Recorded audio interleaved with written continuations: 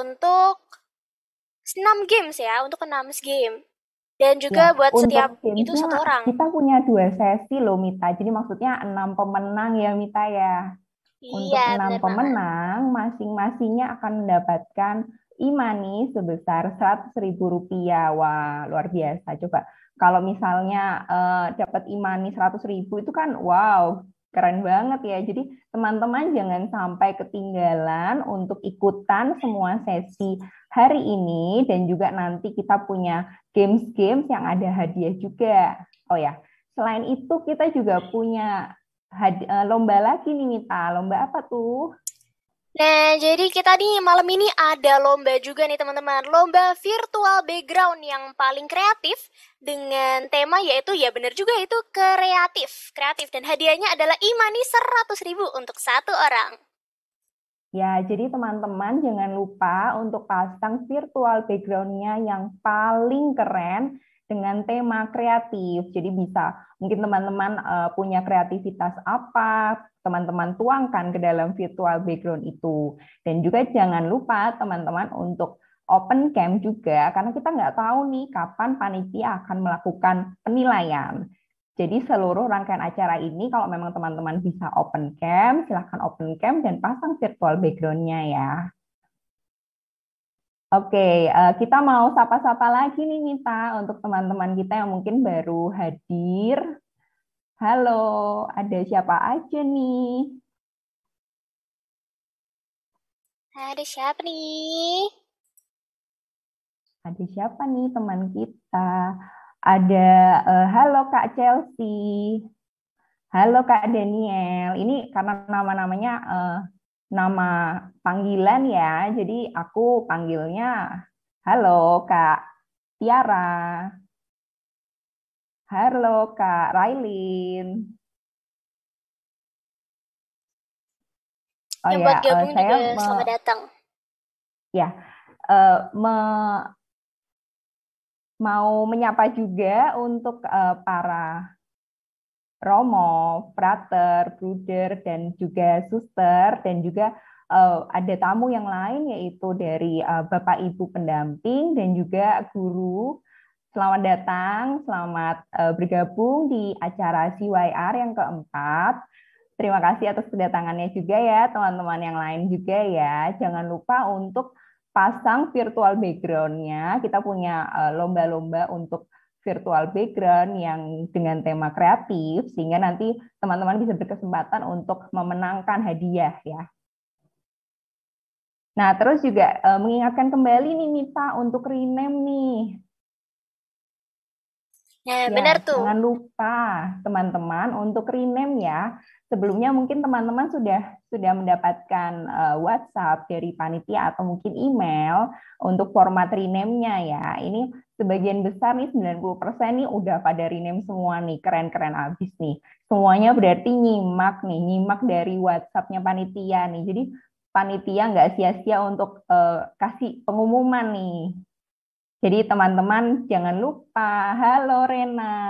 Wah, boleh nih kalau ada yang mau chat juga di sini, kalian semuanya boleh untuk meramaikan juga dan juga untuk nantinya apabila teman-teman ada pertanyaan, teman-teman juga bisa untuk langsung tulis di chat box ya.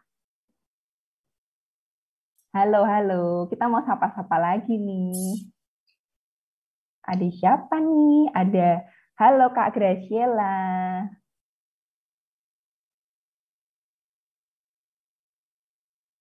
Dari mungkin Bapak Ibu pendamping atau mungkin guru. Halo, ada Kak Empit. Halo, ada Romo Arya. Selamat datang. Selamat malam Romo. Halo Kak Lisa, Kak Selamat Ike, malam, Kak moderator Desi. Monica. Terima kasih. Selamat Ya, selamat malam, Monica, malam. Mita. Selamat Selamat malam, malam Romo Arya. Mita dan Monica. Salam. Oh ya, habis Amita, ini kita halo. mau ada seru-seruan nih dari tim Gimana dari tadi? sahabat-sahabat kita Rahim Allah nih. Apakah dari teman-teman kita Rahim Allah sudah siap?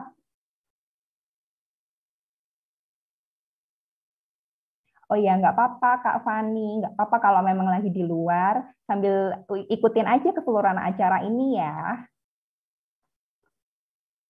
Sudah siap ya tim dari teman-teman kita Rahim Allah? Silakan untuk kita pembukaan dulu ya teman-teman ya, untuk doa pembuka dan juga pujian. Silakan.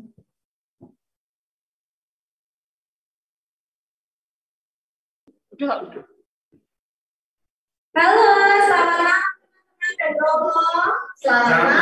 Selamat malam. Selamat malam. Selamat malam, kakak-kakak.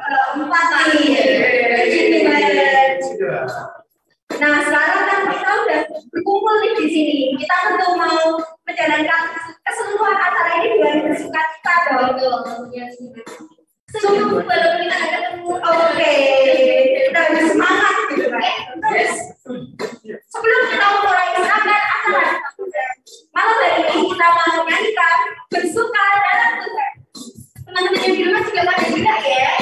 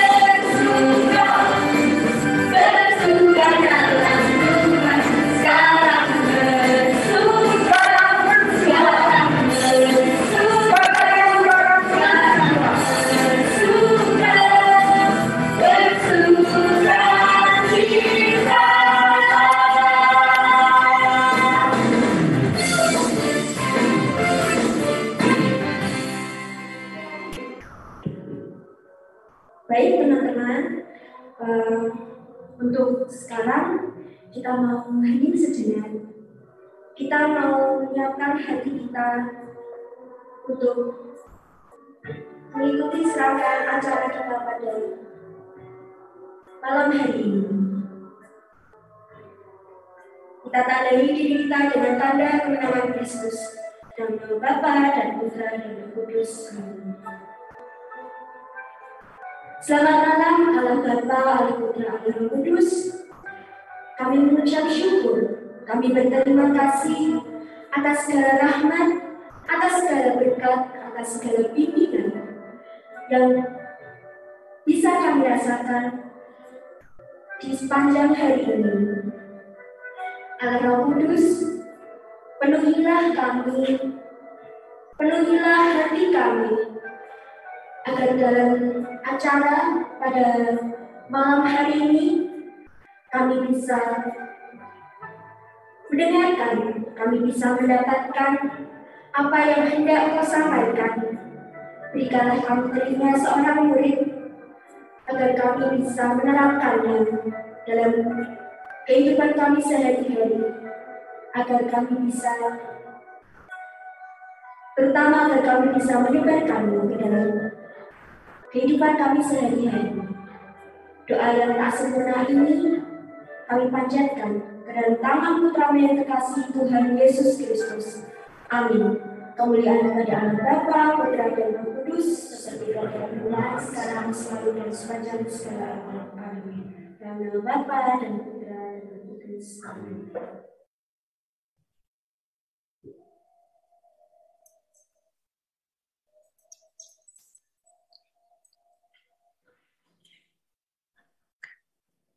Ya, terima kasih ya dari teman-teman kita Rahim Allah ya.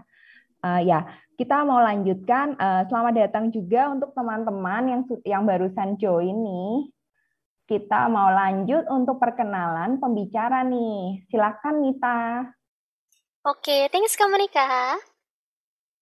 Nah, pada malam hari ini, seperti yang aku bilang tadi, kita kedatangan 2 pembicara yang keren banget. Nah, pembicara yang pertama adalah Romo Ferdinandus Effendi Kusuma Sunur, SJ.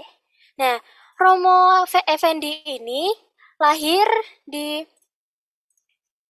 Waiwerang, Flores Timur, NTT 1 September tahun 1976. Nah, pendidikannya ini sampai S3 loh teman-teman. Dan juga pekerjaannya sekarang adalah sebagai pastor mahasiswa. Nah, next kita ke pembicara setelahnya, yaitu ada Ibu Edi Burga Wulan Saptandari, atau yang biasa dipanggil Ibu Yayi. Ibu Yayi ini lahir di Yogyakarta, 27 Juli 1983. Pendidikannya juga sampai S3, teman-teman. Keren ya. Dan sekarang bekerja sebagai psikolog dari tahun 2009 sampai sekarang di unit konsultasi psikologi UGM. Wah, keren-keren banget ya. Yuk langsung aja kita panggil yuk. Halo Bu Yayi, halo Romo Effendi. Apakah Halo udah ada Minta, ya? selamat Halo, Ibu malam. Yayi. Selamat malam juga Selamat teman-teman malam. semuanya. Selamat Selamat malam. malam Ibu Yayi, selamat malam Romo Effendi. Nah, teman-teman, untuk segmen yang pertama, kita akan panggilkan terlebih dahulu Ibu Yayi ya. Romo Effendi mungkin bisa nanti tunggu giliran ya Romo ya. Halo Ibu Yayi. Apa kabar Ibu? Halo Monica, kabar baik. Monica apa kabar? Baik. Ibu, hari ini kita mau ngobrol-ngobrol santai. Jadi teman-teman yang lain juga biar kalau misalnya dengerin nanti obrolan kita nih, teman-teman mungkin bisa ada insight atau pemikiran baru.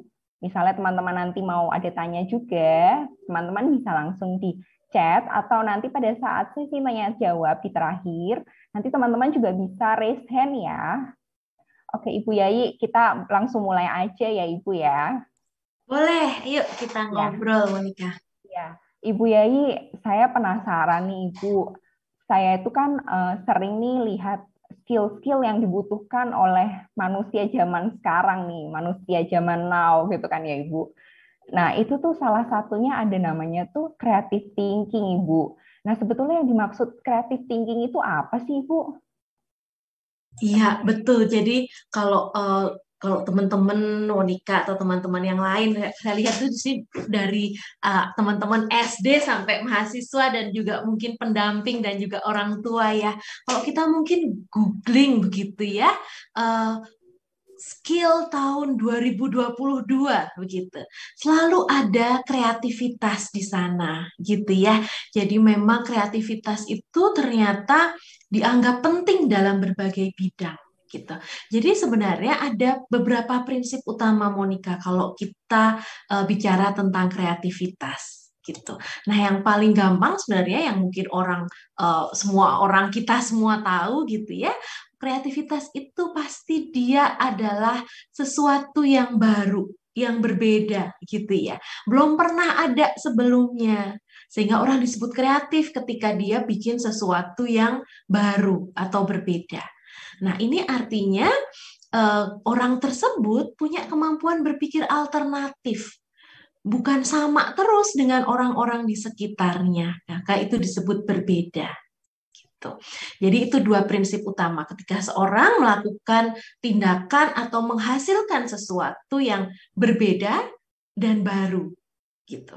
Tapi sebenarnya juga ada hal lain terkait kreativitas ini, Monica, yaitu keberanian mengambil risiko. Gitu. Karena kreatif itu artinya juga nggak ikut arus gitu ya. Dan kadang-kadang kalau kita tidak mengikuti arus, ada risiko di dalamnya. Teman-teman yang lain mewarnai bunga misalnya warna merah gitu. Kayaknya semua anak SD, mungkin teman-teman di sini yang SD, kalau ada bunga warnanya merah atau pink, kuning gitu kan. Terus dia diwarnain warna biru misalnya.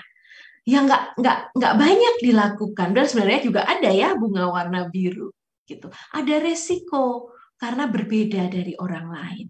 Kemudian yang terakhir, ciri yang banyak salah pahami adalah bahwa sebenarnya kreativitas itu muncul dari usaha yang terus-menerus. Jadi kreativitas itu bukan sesuatu yang tiba-tiba datang, tiba-tiba orang jadi kreatif gitu.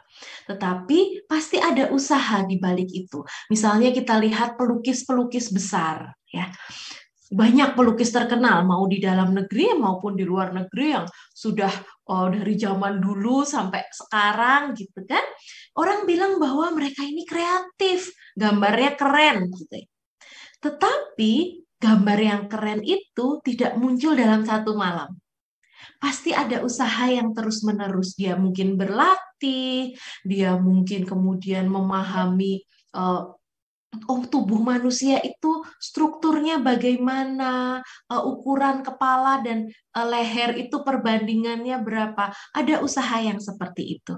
Jadi kreativitas bukan yang kemudian muncul dalam satu malam gitu. Jadi itu adalah beberapa ciri dari orang yang kreatif atau kreativitas itu, Monica.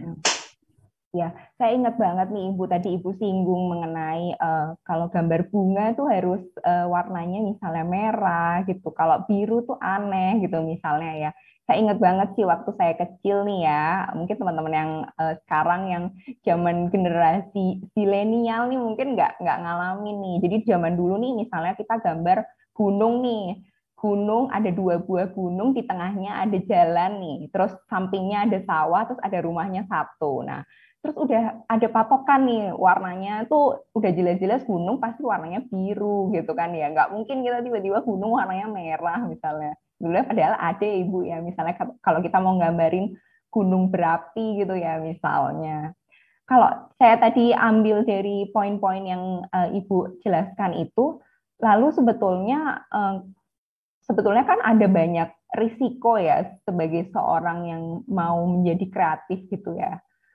Dan juga kreativitas itu tidak hanya orang yang bertalent ya Ibu ya tadi ya, poinnya adalah seperti itu ya. Jadi bisa juga seseorang yang dilatih terus-menerus, misalnya kita mau kreativitas dalam menggambar ya dilatih terus-menerus gitu ya. Lalu sebetulnya seberapa penting sih creative thinking itu dalam kehidupan kita, khususnya mungkin generasi zilenial zaman sekarang? Baik, kalau bicara penting, tentu penting ya. Banyak penelitian menunjukkan bahwa kecerdasan saja tidak cukup. Gitu. Tetapi perlu ada kreativitas juga di dalamnya, karena nanti kreativitas ini juga terkait dengan kemampuan kita dalam menyelesaikan permasalahan. Jadi sebenarnya kreativitas ini bukan hal yang baru, walaupun sekarang tadi ya Monica bilang kayaknya itu keterampilan yang ditulis di mana-mana. Orang mencari, misalnya ada HRD gitu ya, mencari karyawan baru, carinya yang kreatif. Padahal sebenarnya kreativitasnya adalah sesuatu yang dihargai sejak zaman dulu. Jadi kalau kita bicara tentang mitologi Yunani segala, bahkan ada dewa khusus yang bicara tentang kreativitas segitu, namanya Karites. Jadi dalam dunia dulu sampai dunia modern sekarang ini, kreativitas ini terus dikembangkan gitu. Sehingga orang yang punya kreativitas, orang yang kreatif ini seringkali dianggap punya nilai plus karena dia mampu melakukan sesuatu yang baru, sesuatu yang berbeda gitu. Nah, kenapa ini penting? Kreativitas ini salah satu hal yang akan membantu kita beradaptasi dengan situasi baru. Nah, misalnya kita kaitkan ya dengan pandemi ini. Pandemi ini kan bawa banyak perubahan, bawa banyak ketidakpastian gitu. Kalau orang nggak kreatif di masa pandemi, bisa aja kemudian dia tergerus. Misalnya tukang sayur, ya. Dulu kita belanja ke pasar atau ke warung, tapi sekarang tinggal klik diantar barangnya ke rumah. Itu kan sebenarnya bentuk Langsung kreativitas. sampai. Ya kan, betul, udah langsung sampai. Orang nggak usah, karena orang dulu takut ke pasar, ya udah dia yang jualan di pasar, dia yang datang ke rumah kita. Gitu. Mungkin teman-teman di sini mama papanya suka belanja online juga, yang kalau dulu belanja online seolah-olah harus beli yang baju apa-apa, sekarang sayur pun kita bisa belanja online. Nah, mungkin tanpa kreativitas yang semacam itu, maka penjualannya akan turun jauh pasti.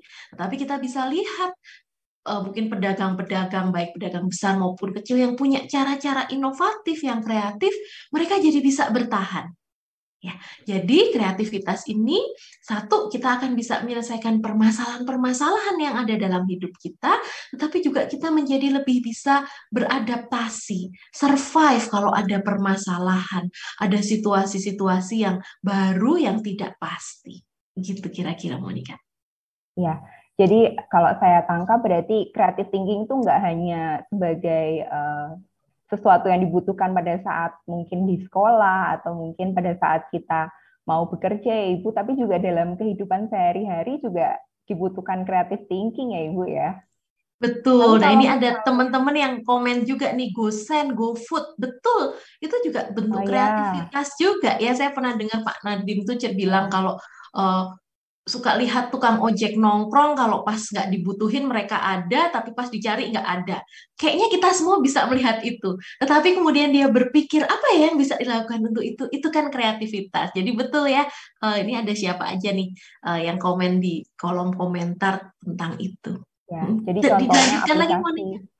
ya aplikasi-aplikasi yang zaman sekarang kekinian itu ya Bu ya, itu salah satu bentuk dari hasil creative thinking dari penemu-penemunya ya. Lalu kalau misalnya saya lihat lagi, selain creative thinking itu juga ada namanya critical thinking, analytical thinking. Itu bedanya seperti apa ya, Bu? Oke, ya ini mungkin teman-teman juga bisa kasih komentar nih. Misalnya nih teman-teman yang masih sekolah ya, kalau kalian dapat tugas dari sekolah, misalnya disuruh guru untuk melakukan praktikum fisika atau biologi begitu. Biasanya kan guru memberi semacam protokol gitu ya. Ini yang harus dilakukan nih untuk mengukur apa, misalnya kadar apa begitu. Apa yang biasanya teman-teman lakukan? Boleh ya, Monica ya, untuk ditulis kalau dapat tugas yang teman-teman harus praktek, biasanya apa yang dilakukan? Atau mungkin kalau teman-teman SD yang belum praktikum, misalnya dapat soal cerita, biasanya kalau perkalian atau kalau belum soal cerita kan kita hanya dapat soal yang angka aja ya. Tapi sekarang dengan pendidikan sekarang modelnya adalah literacy based, itu soal ceritanya biasanya complicated. Misalnya si A punya roti 500 gram, kemudian ada temannya 7 orang, seperti itu. Jadi soalnya tuh complicated. Nah, teman-teman kalau dapat soal semacam ini atau dapat tugas praktikum, biasanya apa yang dilakukan? Nah, Boleh teman-teman tulis di bisa kolom tulis komentar. nih di kolom komen. Ibu, ini ada dari Kak Rena nih, membuat game sendiri apakah termasuk creative thinking, Bu? Itu juga ya, sambil kita nunggu jawaban teman-teman ya, membuat Ya. game, membuat sesuatu, berkarya, menciptakan sesuatu yang baru, itu juga salah satu bentuk kreativitas, Rena. Wah, berarti Rena ini jangan-jangan udah bisa buat game sendiri nih. Wah, keren banget ya. Ini kakak Rena masih SD loh teman-teman yang lain. Tapi memang mungkin kurikulum zaman sekarang memang ini ya Ibu ya, sudah ada kaitannya dengan pelajaran untuk menuju ke arah creative thinking itu sendiri ya Ibu ya. Iya, betul. Nah, ini ada yang direct message ke saya, Monica. Oh iya, boleh. Belajar, betul belajar. Ada yang bisa menceritakan nggak kalau misalnya dapat soal seperti itu, yang pertama dilakukan apa nih? Baca dulu misalnya ya, baca soalnya dulu. Habis itu kira-kira apa yang terjadi di pikiran kalian nih? Apa yang terjadi? Menganalisis, betul, Naitan ya. Terima kasih, mencari solusi. Itulah analytical thinking kita. Jadi analytical thinking itu adalah ketika kita dapat informasi nih, lalu di otak kita breakdown. Jadi informasi yang lebih pendek-pendek, lebih kecil-kecil. Misalnya tadi, kamu punya permen 10 buah. Ya.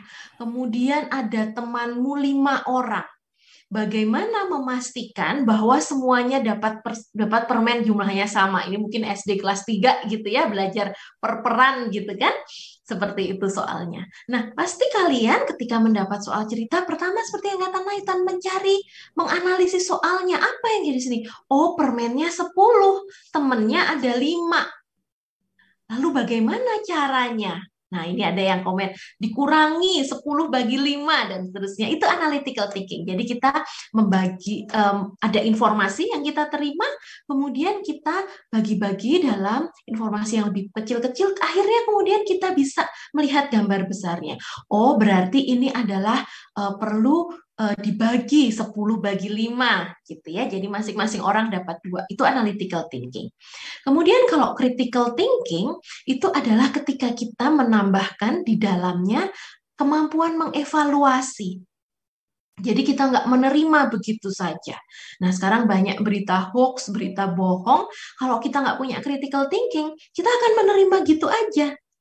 Nah, kalau kita punya critical thinking, kita akan mengkaitkan dengan hal-hal lain yang sudah kita ketahui.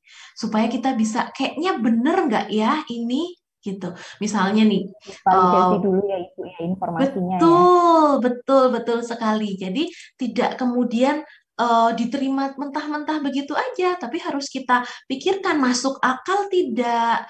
Kira-kira berita seperti ini, misalnya kemarin ada COVID itu adalah konspirasi, ini ada yang ditembakkan di udara, masuk akal nggak? Nah, itu harus dipikirkan, itu pakai critical thinking, gitu. Oke, kalau tadi hubungannya dengan creative thinking kan kita penting nih ya Ibu ya, tapi kadangkala mungkin kita bisa ke arah hal yang positif, bisa juga negatif. Nah, gimana sih Ibu caranya supaya mengarahkan pemikiran kita yang kreatif itu ke arah hal yang positif? Nah, salah satu ciri lain nih dari kreativitas Monica dan teman-teman adalah bahwa itu tepat, begitu. Jadi ada unsur ketepatan, ada unsur sesuatu yang positif di sana. Karena misalnya aku kreatif lalu aku merusak sesuatu karena pengen beda aja, atau aku menyakiti diriku sendiri, atau misalnya kebetulan sekarang ini saya banyak menguji penelitian tentang cyberbullying gitu ya, mungkin teman-teman ada yang pernah mengalami juga ya, teman-teman remaja ini banyak juga terjadi, mungkin pernah mengalami, dan saya yakin nggak ada yang jadi bulinya, nggak ada yang jadi pelakunya. Tapi misalnya kemudian salah satu contoh pertanyaan, apakah kamu pernah membuat gambar dari gambarnya temenmu lalu dijadiin gambar yang lucu-lucu atau aneh-aneh, soalnya kepalanya diganti apa, atau mungkin dipakaikan pakaian yang tidak sopan atau apa gitu. Itu bukan kreativitas, kan? Jadi kreativitas harus ada unsur bahwa itu sesuatu yang tepat, sesuatu yang baik, yang tidak merugikan orang lain, tidak merugikan diri kita sendiri juga. Gitu. Ya, jadi hal itu juga harus diingat. Positif ya Ibu ya bagi diri kita dan juga orang sekitar ya Ibu ya.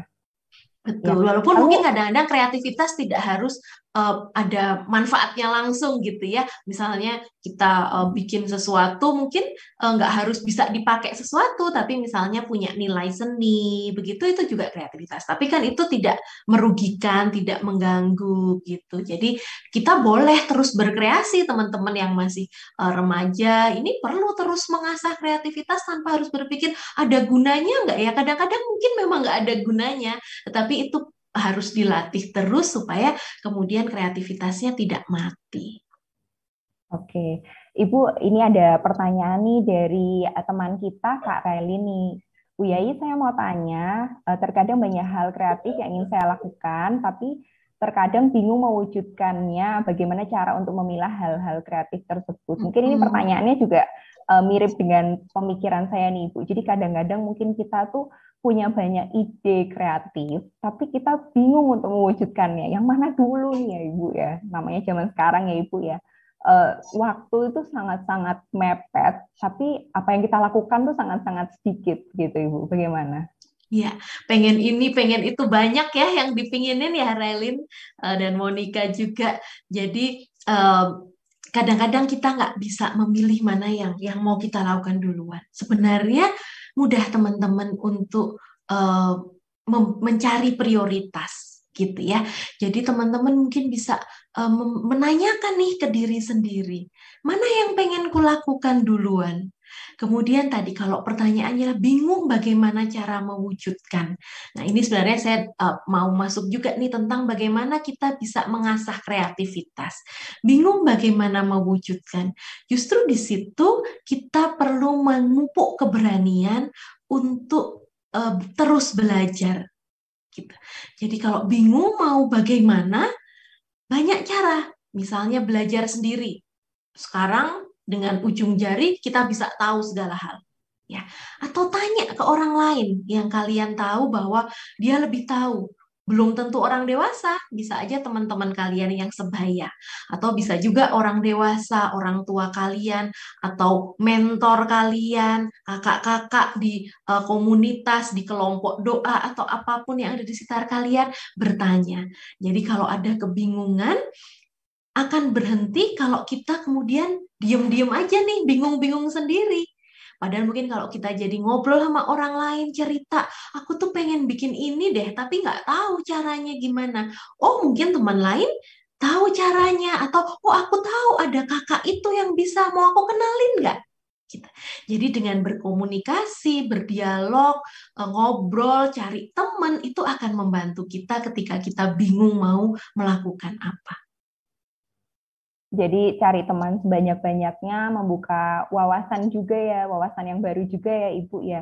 Atau mungkin kalau ada, saya zaman dulu sering diberitahu bahwa coba cari seorang mentor gitu. Jadi seseorang yang mungkin nasihat-nasihatnya bisa kita ambil gitu ya. Mungkin di rumah kan sama orang tua kan sudah terbiasa gitu ya Ibu ya. Mungkin kalau di luar itu punya seseorang yang punya pemikiran yang berbeda gitu ya Ibu ya. Betul, Ya. mentor tadi coach. Jadi kalau teman-teman remaja, anak-anak ini punya kelompok-kelompok, itu akan sangat bagus sekali karena kalian jadi akan berteman dengan kakak-kakak lintas usia atau mungkin yang udah lebih gede juga punya adik-adik, kalian juga jadi punya kesempatan untuk jadi mentor yang lebih muda, bisa belajar dari yang lebih dewasa dan sebaliknya. Nah, ini hal yang penting juga untuk mengasah kreativitas. Iya. Ibu Yai, ini untuk segmen pertama kita sudahi dulu, kita mau break dulu nih. Teman-teman kita mau main games nih. Nah, kita panggil apa sih yang dimaksud problem solving itu dan kenapa sih orang-orang tuh sebut problem solving itu harus efektif. Ibu Yai ini belum terlihat ya, tolong tim multimedia mungkin. Oke, ya tadi sedikit ya kita sudah menyinggung ya Monica ya tadi dengan ilustrasi misalnya dapat soal cerita atau dapat tugas untuk membuat sesuatu prakarya atau praktikum. Sebenarnya itu juga bagian dari problem solving. Kalau dari katanya ya problem solving pasti teman-teman juga udah tahu. Oh berarti cara kita menyelesaikan sebuah masalah. gitu kan? Jadi problem solving kita bisa ketika kita dihadapkan pada suatu situasi yang harus menuntut kita untuk mencari solusinya, disitulah problem solving terjadi.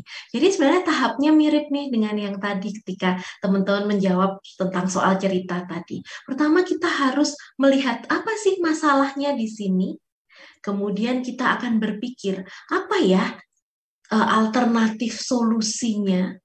Cara apa saja yang bisa dilakukan untuk mengatasi masalah tersebut. Lalu setelah itu kita menimbang-nimbang dari sekian alternatif tersebut, mana yang kayaknya paling pas. Lalu itulah yang kita lakukan. Tapi kadang-kadang kita sudah pikir itu pas, bisa aja nggak pas. Maka kita harus berpikir lagi, apa ya alternatif lainnya yang lebih pas. Jadi problem solving, kalau tadi Monica tanya kenapa harus efektif, di situ ada proses evaluasi, ada proses melihat, merefleksikan, sudah pas belum pilihan ini, cara ini sudah pas belum? Misalnya teman-teman dapat tugas prakarya gitu ya, kalau sekarang kan karena belajarnya masih sebagian besar online, mungkin baru ada tatap mukanya terbatas, banyak PR-PR yang harus dikerjakan sendiri. Harus membuat, misalnya tadi pagi anak saya itu praktikum bikin tempe sendiri gitu.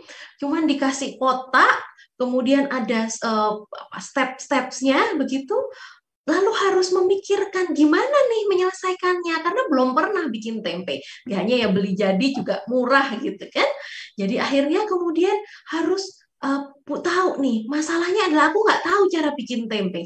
Apa ya solusinya? Apakah mau ikut plok dengan yang ditulis di situ atau googling? Akhirnya kalau kita sekarang tinggal buka YouTube cara bikin tempe, langsung tahu kan?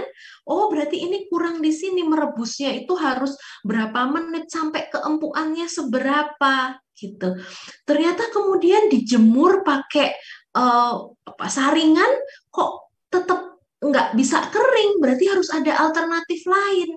Oh, berarti harus pakai lap dapur yang bersih, ditaruh kedelainya sampai rata, begitu baru dia kering gitu. Nah, ini kan alternatif solusi. Dengan cara A tidak berhasil, berarti kita harus cari cara B. Kira-kira kayak gitu yang dimaksud dengan effective problem solving, Monica. Ya. Jadi kalau saya lihat ini effective problem solving itu sebetulnya adalah suatu siklus ya Ibu ya. Jadi jangan sampai kita takut untuk mencoba suatu pemikiran solusi, lalu setelah itu kita mungkin tadi ada proses juga analisa, terus dilihat kembali apakah sudah efektif atau belum, kita cari lagi solusi yang lain, begitu ya Ibu ya. Jadi nggak hanya langsung, oh ini solusinya, kalau masalah A, solusinya B, gitu. Nggak bisa kan ya Ibu ya berarti.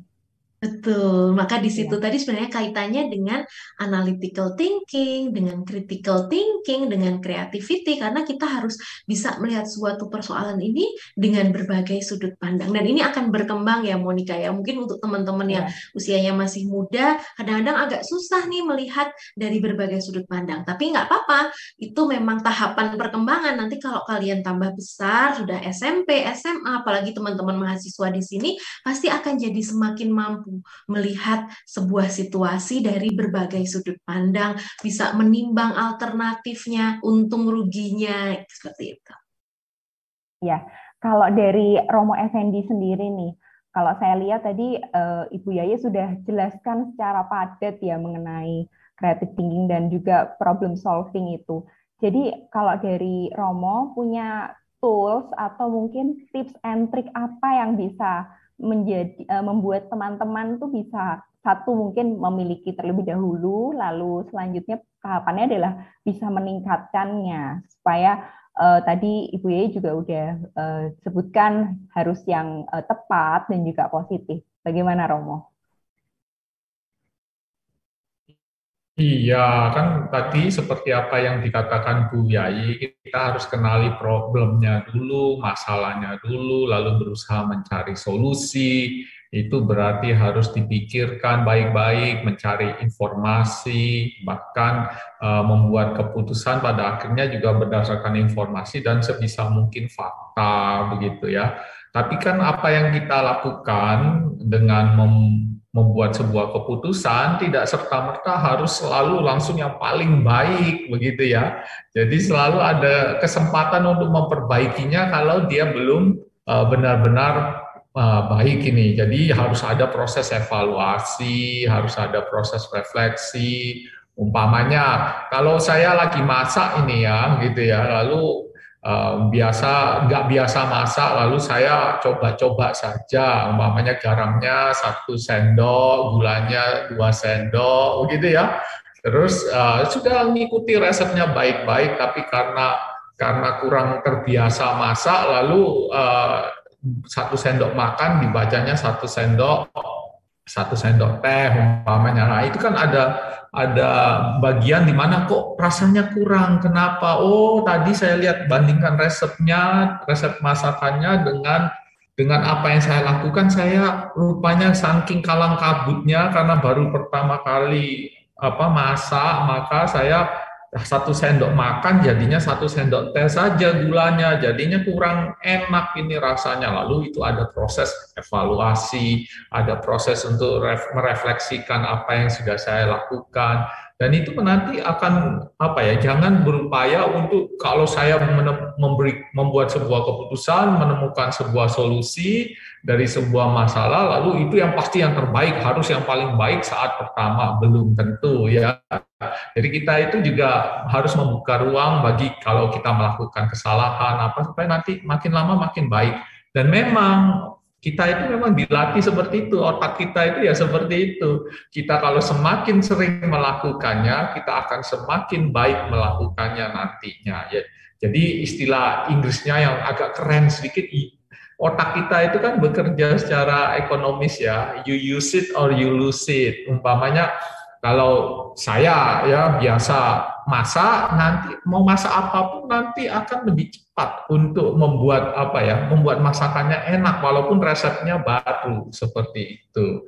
Jadi teman-teman juga jangan khawatir, selalu ada perjalanan awal. Pertama kali nih berusaha memecahkan persoalan ini, nggak apa-apa kalau pertama-tama gagal, pertama-tama agak sedikit bingung apa semua, tapi lama-lama kalau itu dilatihkan terus-menerus, nanti kita itu terbiasa dan makin cepat, dan makin baik, bukan hanya makin cepat. Tidak ada jalan instan untuk jadi seorang problem solver yang baik, itu nggak ada. Semuanya harus ikut latihan, harus ada prosesnya. Begitu ya. Jadi nggak ada seorang problem solver itu yang memahami, jadi langsung aja kasih solusi langsung bagus gitu ya Romo ya. Tapi bagaimana caranya? Iya, nggak ada yang langsung jagoan, nggak ada. Walaupun sudah ada resepnya, sudah ada aturan-aturan mainnya, kamu harus melakukannya, dan melakukannya harus berulang-ulang. Nanti kita akan terbiasa dengan sendirinya dan makin baik nanti melakukannya. Nah, seperti itu. Teman-teman, jadi jangan bosan-bosan untuk melatih diri, karena melatih diri itu jalan untuk menjadi excellent, jalan menjadi orang yang luar biasa nantinya. Tanpa latihan, tanpa membiasakan diri, kita itu nggak akan pernah bisa excellent gitu. Ya. Romo, tapi bagaimana caranya? Kan tadi jangan takut untuk langsung maksudnya ada solusi terpikir lalu langsung diperbuat gitu ya. Tapi kadang-kadang mungkin bisa jadi yang menurut kita tuh sebetulnya tuh baik, tapi ternyata sebetulnya tuh ada sisi negatifnya tuh Romo. Bagaimana caranya supaya kita itu langsung tahu bahwa oh ini tuh sebetulnya ada sisi negatifnya. Jangan dulu lah aku cari dulu solusi yang lain nih, misalnya seperti itu. Iya, tadi kan Bu Yayi juga sempat ngomong bahwa kita perlu belajar. Kalau saya sih ngomongnya kita perlu belajar ya. Bu Yayi tadi juga sudah nyinggung. Kita perlu belajar dari yang lain, begitu ya. Dan dari yang lain itu juga bukan hanya yang manusia ya. Manusia kita harus ya. Jadi harus belajar dari ortu. Jangan lupa adik-adik, teman-teman semua, bahwa ortu-ortu tuh walaupun kelihatannya gaptek gitu ya, kurang bisa main sosmed dengan benar gitu ya. Jadi, tapi mereka itu kan hidupnya sudah lebih lama dari adik-adik semuanya. Mereka survive loh di dunia ini dengan cara mereka, begitu ya. Jadi mungkin nggak survive di dunia sosmed mungkin begitu ya. Tapi mereka survive cukup lama ya di dunia ini. Jadi ada sesuatu dalam pikiran, kemampuan, kompetensi mereka itu yang membuat mereka bisa terus bertahan dan bahkan menghasilkan banyak selama hidupnya. Jadi perlu juga mendengarkan orang tua, walaupun orang tua tidak selamanya benar ya. Jadi tapi mereka kamu perlu hargai pendapatnya tanpa menerima mentah-mentah semuanya. Tapi juga kita belajar dari yang non-human, kan di internet banyak generasi Z, milenial, itu sudah ya teman-teman yang sudah generasi alpha sekarang, ya apa-apa di internet, walaupun yang di internet belum tentu baik juga. Ya itu semuanya belajarnya harus cukup lengkap ya. Belajarnya dari yang di internet, tapi belajarnya juga dari orang yang lebih dewasa, lebih tua, yang sudah berjalan lebih lama di bumi ini menghidupi hidupnya. Jadi jangan menutup diri dan hanya belajar dari internet saja, begitu. Karena yang namanya manusia itu orang-orang dewasa, walaupun gaptek, apalah kamu bisa ngomong ya, tetapi mereka punya sesuatu yang berharga. Kenapa? Karena mereka survive selama bertahun-tahun, puluhan tahun dari kalian, begitu menghidupi hidup mereka, gitu ya. Ya. Jadi belajarnya diperlebar, gitu. Ya, jadi nggak langsung ditelan mentah-mentah nih semua informasi gitu ya, Romo ya. Harus dianalisa dulu tadi seperti yang dari Ibu Yai juga sudah informasikan. Nah, tapi kalau dari Bu Yai sendiri, saya seringkali melihat itu seorang anak mungkin memang sudah mempunyai creative thinking dan problem solving itu, tapi seringkali pada saat dia mau eksekusi nih, jadi pada saat dia mau melakukan hasil pemikiran problem solvingnya itu ternyata ditentang bahkan oleh orang yang terdekat, mungkin dari orang tua seperti itu. Mungkin kalau dari Ibu Yai punya tips apa nih sebaiknya sebagai seorang anak muda, bahkan mungkin ini di sini kan ada teman-teman kita yang mungkin juga keluarga muda sambil juga bisa belajar juga, Ibu. Bagaimana, Ibu? Oke, jadi tadi mungkin Romo Effendi sudah meng-highlight kalau untuk teman-teman nih yang masih remaja, jangan takut untuk berproses, belajar, atau bahkan melakukan kesalahan, itu ternyata bagian juga dari belajar. Jadi mungkin saya pengen menjawab yang pertanyaan Monica yang di belakang tadi ya, bagaimana keluarga-keluarga atau kita yang sudah dewasa atau mungkin orang tua di sini, apa yang bisa dilakukan sih supaya anak-anak generasi muda ini bisa punya kreativitas dan juga berani mengambil keputusan yang baik dan benar, menyelesaikan permasalahan dengan efektif. Yang pertama adalah kita perlu juga menunjukkan diri sebagai role model, teladan. Jadi kalau kita di rumah mungkin mudah mengeluh ketika ada permasalahan, kemudian jadi bete sendiri, jadi ngomel, tentu itu nggak jadi role model yang bagus. Jadi kita pun sebagai orang tua juga perlu menunjukkan bahwa kalau ada problem, yuk dipikirkan solusinya, bukan kemudian bergulat dengan problem itu saja. Kemudian juga memberi anak-anak remaja ini banyak stimulasi atau pengalaman, gitu. Dan ketika kita memberi pengalaman, kadang-kadang memang terjadi kesalahan, dan itu nggak apa-apa. Harus terus didukung untuk berani ambil resiko. Misalnya kalau belajar cuci piring, mungkin kadang-kadang piringnya pecah satu. Tapi kalau piring udah pecah satu, habis itu dia akan belajar bahwa, oh berarti kalau cuci piring harus lebih hati-hati. Daripada diomelin, tapi kita, oke, ada piring pecah, kamu harus pakai sandal dulu nih, terus disapu, nanti sisa pecahan yang kecil-kecil harus pakai kapas, dibasahin, dituk-tuk-tuk gitu ya ke lantai. Itu kan sebenarnya cara yang dipelajari kalau tanpa diomelin gitu. Tapi kalau diomelin duluan, akhirnya jadi nggak belajar. Jadi ketika anak-anak membuat kesalahan, diizinkan. Artinya tentu saja kita sudah memberi bekal-bekal yang apa yang boleh dan tidak boleh ya, tapi kalau kesalahan-kesalahan yang itu sifatnya adalah proses belajar, diberi ruang seperti itu. Kemudian didukung untuk mengambil risiko ketika dia harus melakukan sesuatu yang berbeda. Tadi saya yang paling gampang mewarnai dengan warna yang beda. Kita nggak usah bunga tuh harus merah. Gunung tadi ya contohnya Monica, gunung harus dua, tengahnya ada matahari, nggak kayak gitu. Tapi boleh aja misalnya gambarnya mau gambar abstrak gitu ya, dia coret-coret boleh aja gitu, asal dia bisa punya misalnya justru itu jadi momen kenapa gambar itu, apa yang pengen kamu sampaikan, nanti kok ditanya guru apa yang mau kamu jawab. Jadi itu ada proses-proses belajar. Jadi sebagai orang tua memberi stimulasi sekaligus memberi kesempatan-kesempatan untuk terus belajar. Belajar pasti ada jatuhnya, pasti ada salahnya, itu perlu difasilitasi untuk anak-anak kita. Oke, wah luar biasa nih. Dari Romo Effendi sama Ibu Yai sudah cukup padat juga. Dari teman-teman apakah ada yang mau bertanya? Mungkin mau bertanya langsung juga bisa raise hand sambil ya. Ada yang nulis berdoa Romo katanya begitu. Benar, baik. Tadi saya tidak menyebutkannya ya.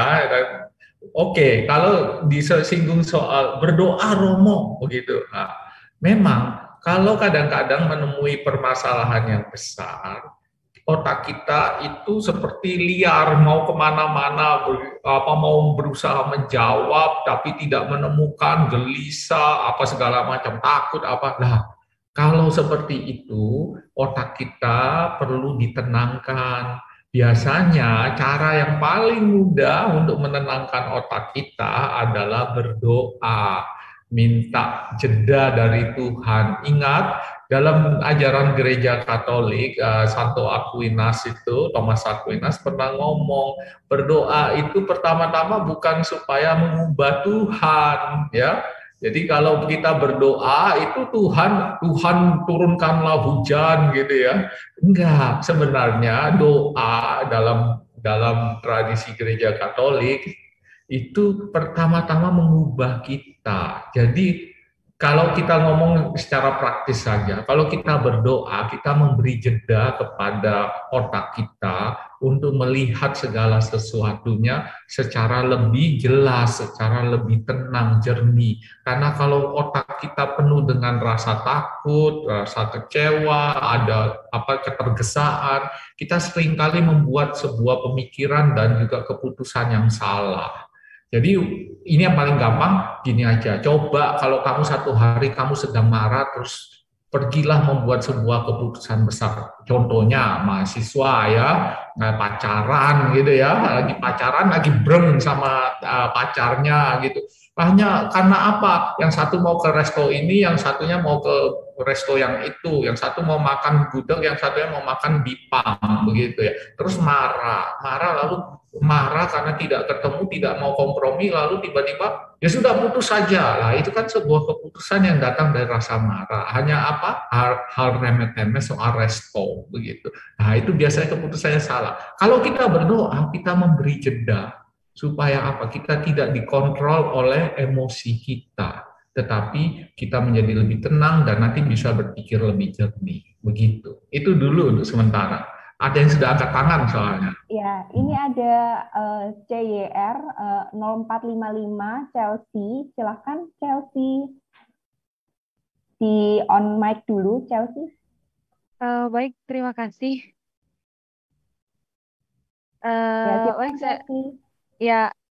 Baik, saya langsung bertanya saja kepada Bu Yai sama Romo Effendi. Bu, Romo, terkadang kan kalau misalnya kita mau ambil keputusan kan kita butuh dukungan juga kan, misalnya dari orang tua atau dari teman-teman gitu. Tapi kalau misalnya mereka nggak mendukung, kayak misalnya kita pengen ambil itu, tapi saat kita ngomong kayak, aku nih pengen ini, pengen gitu, tapi katanya mereka, jangan, atau kata orang tua, jangan Cel gitu, itu menurut mama sama papa nggak baik, kamu jangan ambil itu deh pokoknya. Tapi kita pengen itu gitu. Itu gimana caranya Bu Romo? Karena saya juga sering kayak gitu, apa yang saya inginkan tuh berlawanan dengan keinginan orang tua saya. Jadi kadang debat atau cekcok, kadang saya, aduh mama ini kenapa sih nggak mau dukung saya gitu. Gitu. Ya terima kasih Bu. Terima kasih Ya, Romo. terima Ya, kasih karena Kak. tadi menyebutnya Mama, kenapa kayak gini, maka biar Mama Yai yang jawab. Oke. Silakan Ibu Iya, Yai. Chelsea. Jadi Chelsea kayaknya nggak sendiri. Semua remaja itu pasti pernah mengalami konflik dengan orang tuanya. Pasti Romo Effendi waktu muda juga pasti pernah beda pendapat dengan orang tuanya.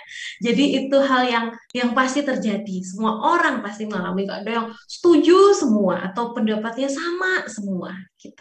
Nah, kadang-kadang Chelsea dan teman-teman yang lain yang mempengaruhi itu adalah bukan permasalahannya, tapi seringkali cara komunikasinya. Ya kan?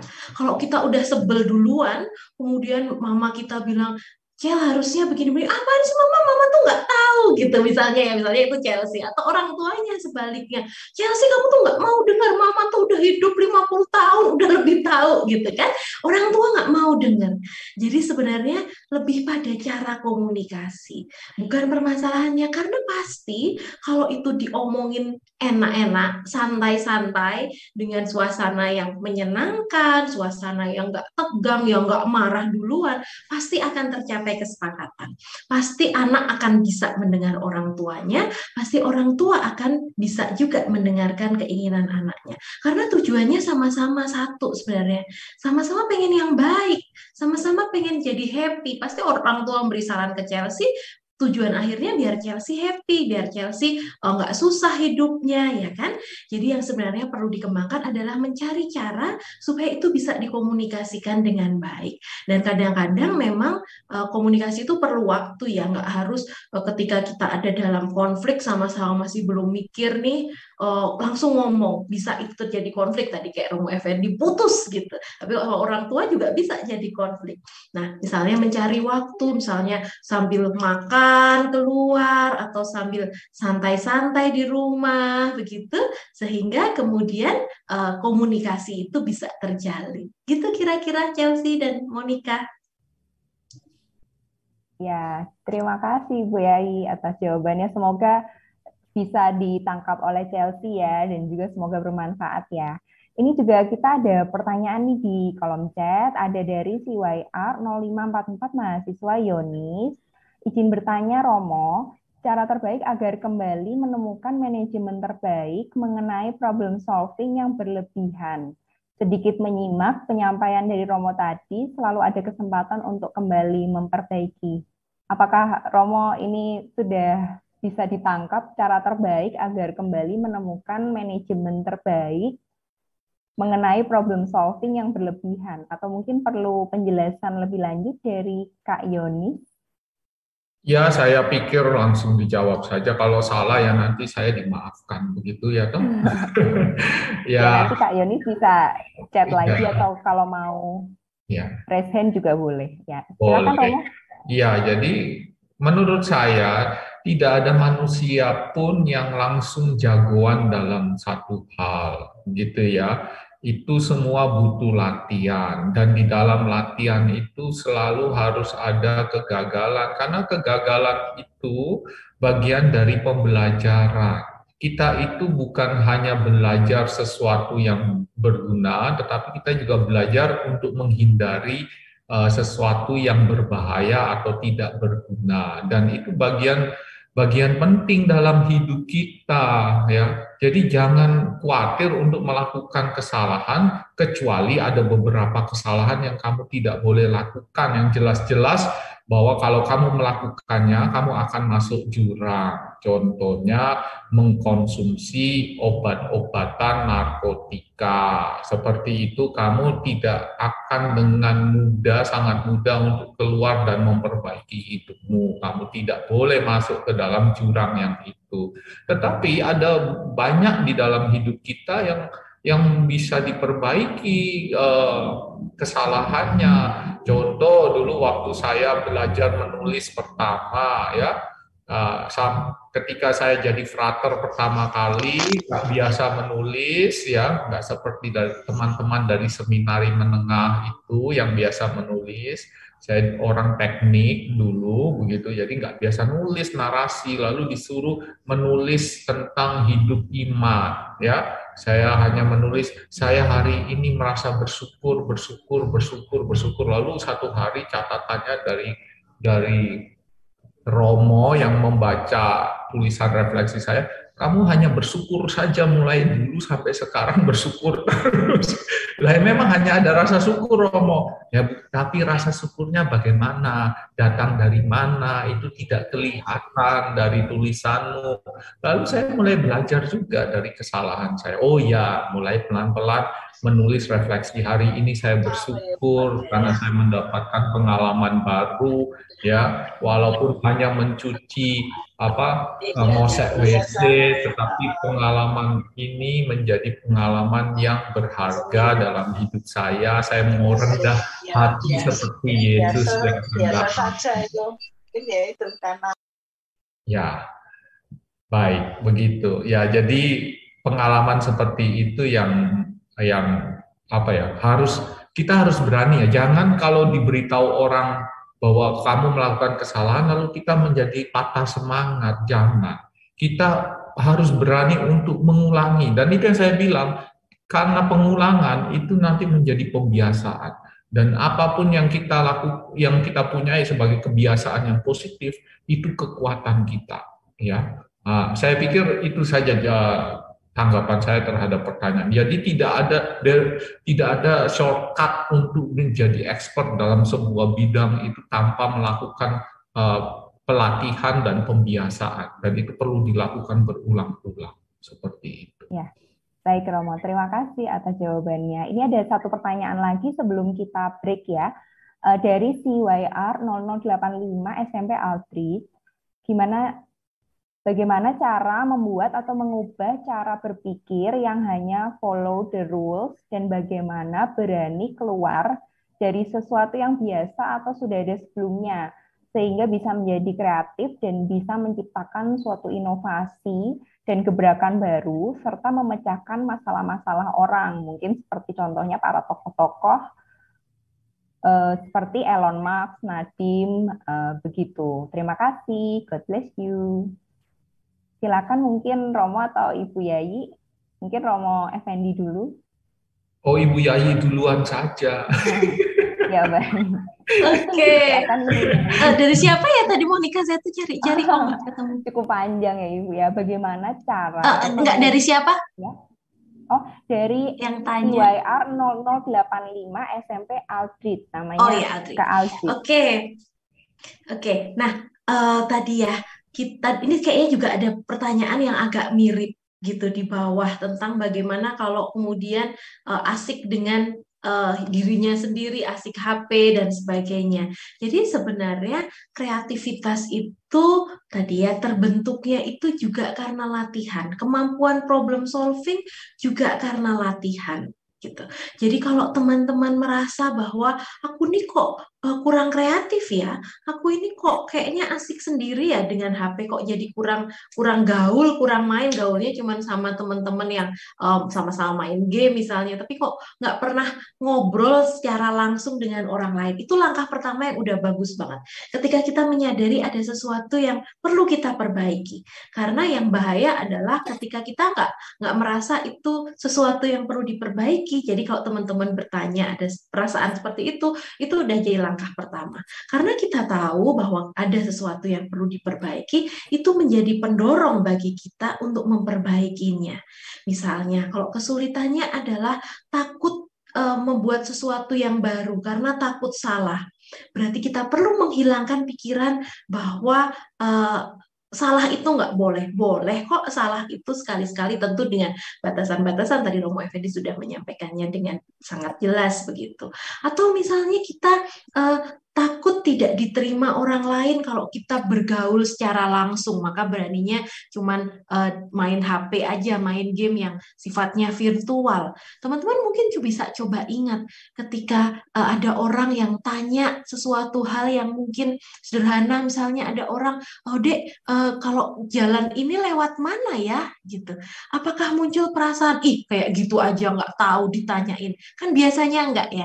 Biasanya kita selalu yang muncul itu adalah keinginan keinginan untuk menolong. Jadi itu orang lain juga akan seperti itu. Misalnya teman-teman keluar menyapa orang lain, tanya-tanya, orang lain nggak akan menganggap kita jelek kok. Orang lain nggak akan menganggap kita bodoh atau gimana.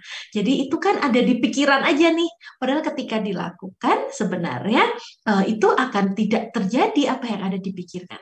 Jadi sebenarnya kuncinya just do it. Lakukan aja. Teman-teman pengen mencoba hal baru, lakuin aja. Teman-teman pengen masuk ke komunitas baru yang dulu nggak pernah terpikir masuk, pengen masuk aja. Nanti pasti ketemu teman baru, pasti ketemu orang-orang baik yang bakal membantu kita.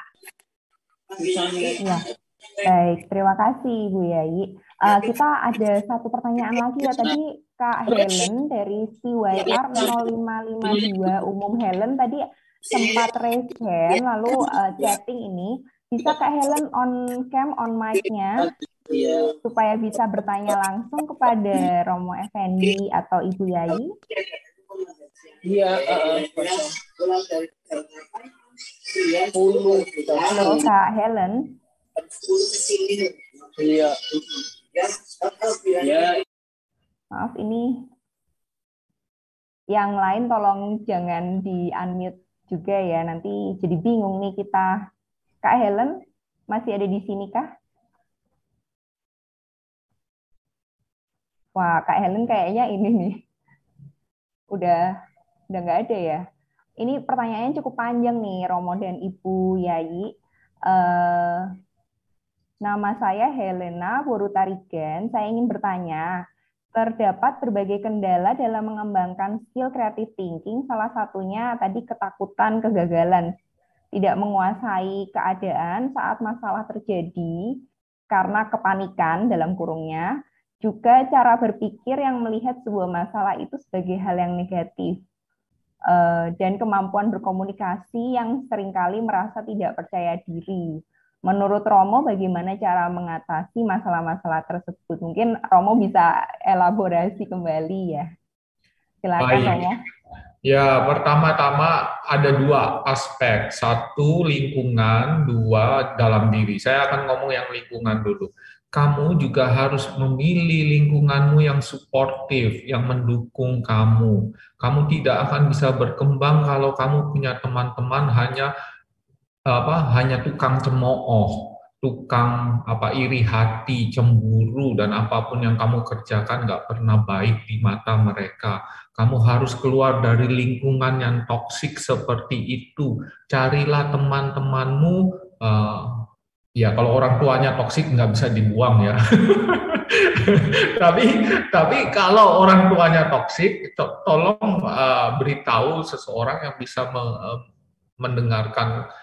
memberitahu orang tuamu, dan ini sekaligus memberitahu para pembimbing bahwa bisa saja pembimbing itu toksik, tidak pernah menghargai apa yang dikerjakan secara sungguh-sungguh oleh orang-orang mudanya begitu. Tapi untuk teman-teman sendiri, kalau kalian punya kontrol untuk memilih lingkungan, maka kalian harus cari lingkungan yang suportif, jangan yang toksik, isinya tukang cemooh, tukang kritik dan sebagainya. Kamu carilah teman-teman yang membawa kebaikan di dalam hidupmu, selalu mendukung kamu walaupun di dalam banyak hal kamu mungkin salah karena baru memulai.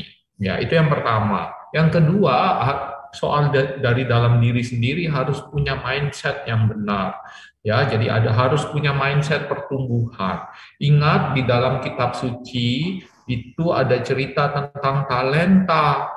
Ya, ada yang 1, ada yang 3, ada yang 5 talenta diberi oleh Tuhan, dan Tuhan mau apa? Kamu kembangkan selama dia tidak ada bersama-sama dengan kamu, tidak ada dalam tanda kutip.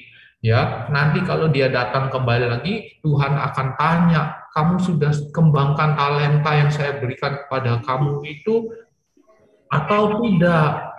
Nah, kalau dalam iman Kristiani, setiap orang harus dituntut punya mindset pertumbuhan, di mana bahwa saya diciptakan Tuhan dengan baik, saya punya banyak hal baik di dalam diri saya, dan tidak cukup kalau saya berhenti pada diri saya yang sekarang.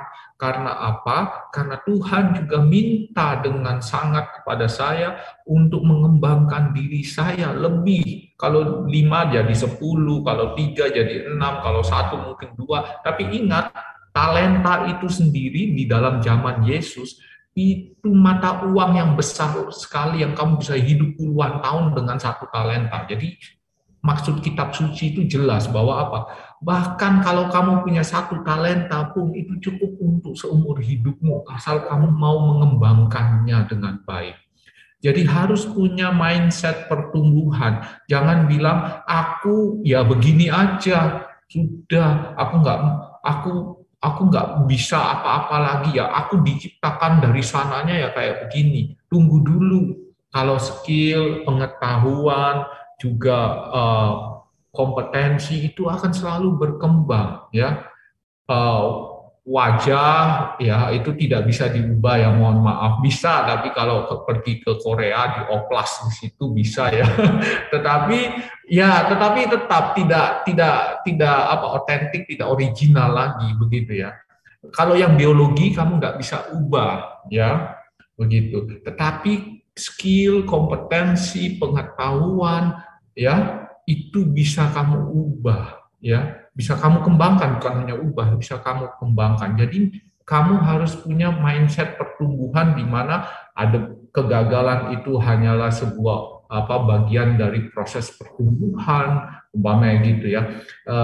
Kamu harus berani mencoba yang baru, ya hal-hal baru. Karena apa? Karena memang di situ tempat kita bertumbuh. Umpamanya sekarang kita lihat saja ya, di dunia pandemi ini, di masa pandemi ini kita semua kan migrasi ke dunia online semua yang ternyata kita dulu tidak, kalau kita berani jujur kita dulu nggak pernah pakai ini sampai pada saatnya pandemi. Itu salah satu yang paling kelihatan. Saya pikir itu dulu dari saya. Ya, baik Romo. Terima kasih Romo. Kita mau break dulu ya, Romo Effendi dan Ibu Yayi untuk ada 2 kriteria, ya ini saya kelompokkan aja. Jadi 1 secara penampilan fisik, 1 paling tidak ada potensi atau sudah menunjukkan kompetensinya. Saya hanya mau mengajak gini, teman-teman, ya, kalau Anda punya dua-duanya, Anda orang yang beruntung. Tapi kalau Anda hanya punya 1, penampilan fisik umpamanya kurang, begitu ya, tapi Anda yang bisa Anda tunjukkan pada banyak calon pasangan Anda adalah apa? Kompetensi, ya. Jadi Anda harus bikin hidupmu itu raihlah kompetensi. Ini kalau ngomongnya cowok ya, ini ya, cowok ya yang nanya ya. Cowok, buatlah dirimu kompetensi dengan apa? Tanggung jawab, mau belajar, terbuka, dan juga tentu baik hati ya. Jadi jangan kalau cowok suka mukul, yang masih ada di banyak budaya di Indonesia, cowoknya suka mukul, nah itu menunjukkan apa? Ini orang yang tidak akan membawa kebahagiaan di masa depan. Jadi tidak akan dipilih. Kita mau punya 2 hal, tapi kalau nggak punya, kamu harus punya 1 ini yang membuat apa? Kamu pasti punya orang yang bisa suka dengan kamu. Kamu harus punya kompetensi. Kamu harus menunjukkan bahwa di masa depan kamu akan sanggup membahagiakan dia. Dan itu tidak bisa dihindari. Kamu tidak akan kesulitan dalam arti bahwa kalau lihatlah, kalau sekarang kan kita itu kan terbuai dengan yang namanya flexing, orang kaya, apa segala macam. Kan kita juga pingin gitu ya. Wah, kalau muda-muda kita juga mau deh punya pasangan, calon pasangan, ya jelek-jelek sedikit nggak apa-apa, yang penting kaya, kelihatannya baik dan akan setia, membahagiakan, begitu ya. Kita mau yang kayak gitu, dan itu persis apa yang saya bilang. Tentu kita nggak nipu-nipu seperti beberapa dari orang yang flexing itu, yang pamer-pamer itu ya. Tetapi bahwa ada 2 hal yang perlu kalian catat, begitu ya. Syukur-syukur dari segi penampilan fisik sudah bagus, begitu. Itu plusnya. Itu dari saya sih. Mungkin Bu Yayi punya perspektif perempuan ya. Iya, baik, saya menyambung sedikit Mas Eka.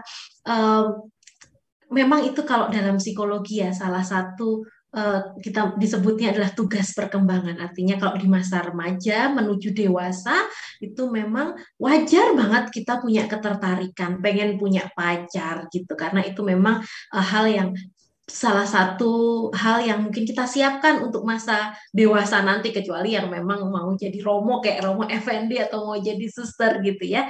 Tetapi eh, fokus di masa muda ini nggak selalu loh tentang hubungan dengan lawan jenis. Ada banyak sekali hal yang bisa kita lakukan dalam masa muda ini sebagai mahasiswa. Misalnya Mas Eka dan juga teman-teman yang lain aktif berorganisasi, aktif belajar hal-hal baru, meningkatkan kompetensi. Itu kadang-kadang nggak usah dicari nih, orang lain lawan jenis akan bisa lebih mudah tertarik. Tapi kadang-kadang kalau kita justru fokus, aduh itu kayaknya cantik deh, aku mau kenalan gitu. Mungkin orang jadi risih gitu ya. Karena eh, kita secara umum tidak memandang orang hanya berdasarkan satu kriteria yang dipercayai oleh masyarakat luas. Oh, kalau punya pacar harus begini-begini. Tetapi memang perlu ada eh, kecocokan, kemudian rasa tertarik yang timbul justru dari interaksi-interaksi ini. Jadi daripada nih ya kita hanya fokus cari pacar, kalau kita kemudian fokus bergaul seluas-luasnya, mengembangkan diri kita sebaik-baiknya, itu pasti akan datang. Gitu. Kesempatan untuk punya pacar pasti akan datang. Gitu kira-kira Mas Eka dan teman-teman, saya kembalikan ke Ya, Monica. terima kasih Romo, Effendi, dan Ibu Yai. Pokoknya yang penting kita harus mengembangkan diri dulu dan juga harus pede nih. Tanpa pede kita misalnya nggak ini malu-malu gitu ya, kita nggak bakal bisa berkembang gitu kan ya. Nah, kita ada pertanyaan juga nih dari Kak Joana, CYR 0564 SD Joana. Bisa on mic Kak Joana?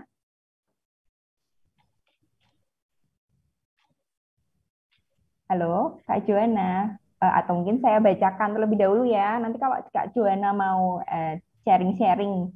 Kak, gimana cara menghadapi orang toksik karena satu kelas saya toksik?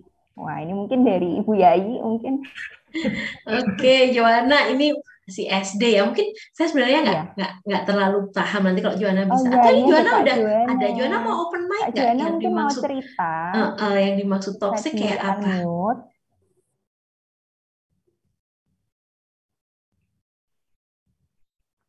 Anu apa kelas saya toksik soalnya pas Mm-mm. kelas 1 itu diajarin pacaran. Gitu ya. Menurut kamu padahal gimana tentang pacaran itu? Padahal seharusnya dipikirin saat SMP atau SMA gitu atau kuliah lah lebih bagus. Nah, Joanna itu bagus banget. Artinya kamu punya prinsip. Kamu tahu mana yang menjadi hal yang penting dan yang nggak penting gitu. Kalau menurut Joanna, kalau sebagai anak SD, yang penting dipikirin itu apa, Joanna? Nilai rapot sama Mm-mm. ya apa akhlaknya baik gitu loh, Kak.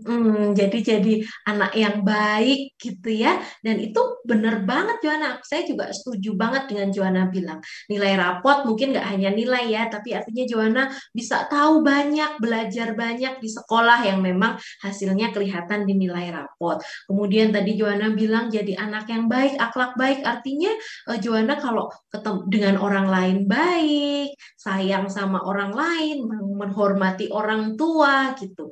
Dan itu bagus Joanna. Dan saya lihat kalau teman-teman Joanna punya pendapat kayak gitu, tapi Joanna masih bisa bilang, aku nggak setuju. Itu artinya Joanna hebat. Karena Joanna punya prinsip, tahu apa yang dilakukan, dan jangan ragu-ragu untuk terus kayak gitu Joanna. Kalau Joanna tahu bahwa walaupun yang melakukan banyak, misalnya ada temenmu mulai suka-sukaan gitu, walaupun semuanya kayak gitu, tapi kalau Joanna tahu itu nggak baik, ya nggak usah diikutin gitu ya. Jadi punya prinsip seperti itu, Joanna bisa membedakan baik dan benar, salah, itu bagus banget. Jadi jangan ragu-ragu untuk terus memegang apa yang Joanna yakini benar. Tapi gimana cara biar sifat nggak takut buat bilang kalau aku nggak mau, soalnya aku sering takut kalau terhindar dari pergaulan gitu. Jadinya jadi nggak punya temen gitu ya. Kalau kemudian jadi beda sendiri. Iya, jadi memang kadang-kadang kita jadi ngerasa gitu ya. Jadi kalau beda kemudian jadi beda sama temennya nggak enak. Boleh tetap sekali-sekali. Tentu saja itu tidak berarti beda pendapat jadi nggak boleh main. Jadi tetap aja Joanna main seperti biasa. Tapi Joanna sendiri tidak melakukan. Misalnya Joanna tahu bahwa aku nggak pengen kok pacaran. Tadi Joanna bilang itu nanti aja kalau udah SMP. Bukan berarti Joanna nggak pacaran kayak teman-teman yang lain jadi nggak temenan. Jadi tetap aja boleh kita berteman walaupun ada hal-hal yang berbeda gitu. Misalnya ya ada kita kan bisa aja kan temenan sama orang beda agama, temenan sama beda suku. Sama juga kalau teman kita ada yang mau pacaran, kemudian kita merasa kita nggak mau pacaran, nggak apa-apa, tetap temenan aja. Jadi perbedaan prinsip itu tidak selalu membuat kita nggak bisa berteman gitu. Nah, yang penting caranya kok Joanna misalnya bilangnya adalah bahwa nggak boleh pacaran itu jelek loh. Nah, itu mungkin bikin teman kita tersinggung, jadi marah, jadi nggak jadi berantem. Tapi kalau Joanna bilang ya udah aku tapi tetap nggak mau soalnya mamaku bilang nggak boleh misalnya gitu kan, nggak apa-apa. Jadi tetap aja kita bisa tetap berteman walaupun Joanna beda sama teman yang lain. Ya, begitu. Sudah cukup ya, Joanna? Jawabannya mungkin sudah cukup panjang juga, sudah cukup banyak. Joanna bisa implementasikan. Semoga bermanfaat juga buat Joanna ya. Ini kita ada pertanyaan lagi dari CYR 0197 SMA Aurel. Berbagai negara menjadi negara maju karena memiliki sumber daya manusia yang berkualitas dan kreatif. Nah, Indonesia sendiri juga pasti memiliki banyak orang kreatif. Namun kenapa sampai sekarang masih belum menjadi negara yang maju? Nah, ini luar biasa nih, kayak berbobot banget mungkin untuk Romo Effendi. Silakan Romo. Ya, karena berbobot maka saya pelan-pelan aja ya jawabnya. Tapi begini ya, kalau lihat dunia umpamanya di Amerika ya, itu teman-teman muda mulai dari umur sekolah ya, mungkin TK gitu ya, SD, itu selalu orang-orang muda, anak-anak mudanya selalu dihargai pendapatnya. Jadi iklim di kelas itu iklim yang positif, di mana orang bisa dengan mudah untuk mengemukakan gagasannya tanpa dihakimi dan disalahkan kalau gagasannya tidak terlalu baik. Contoh paling gampang, kalau di kelas saya dulu nggak pernah profesornya itu bilang, salah, no, bukan seperti itu jawabannya, nggak ada kata-kata gitu.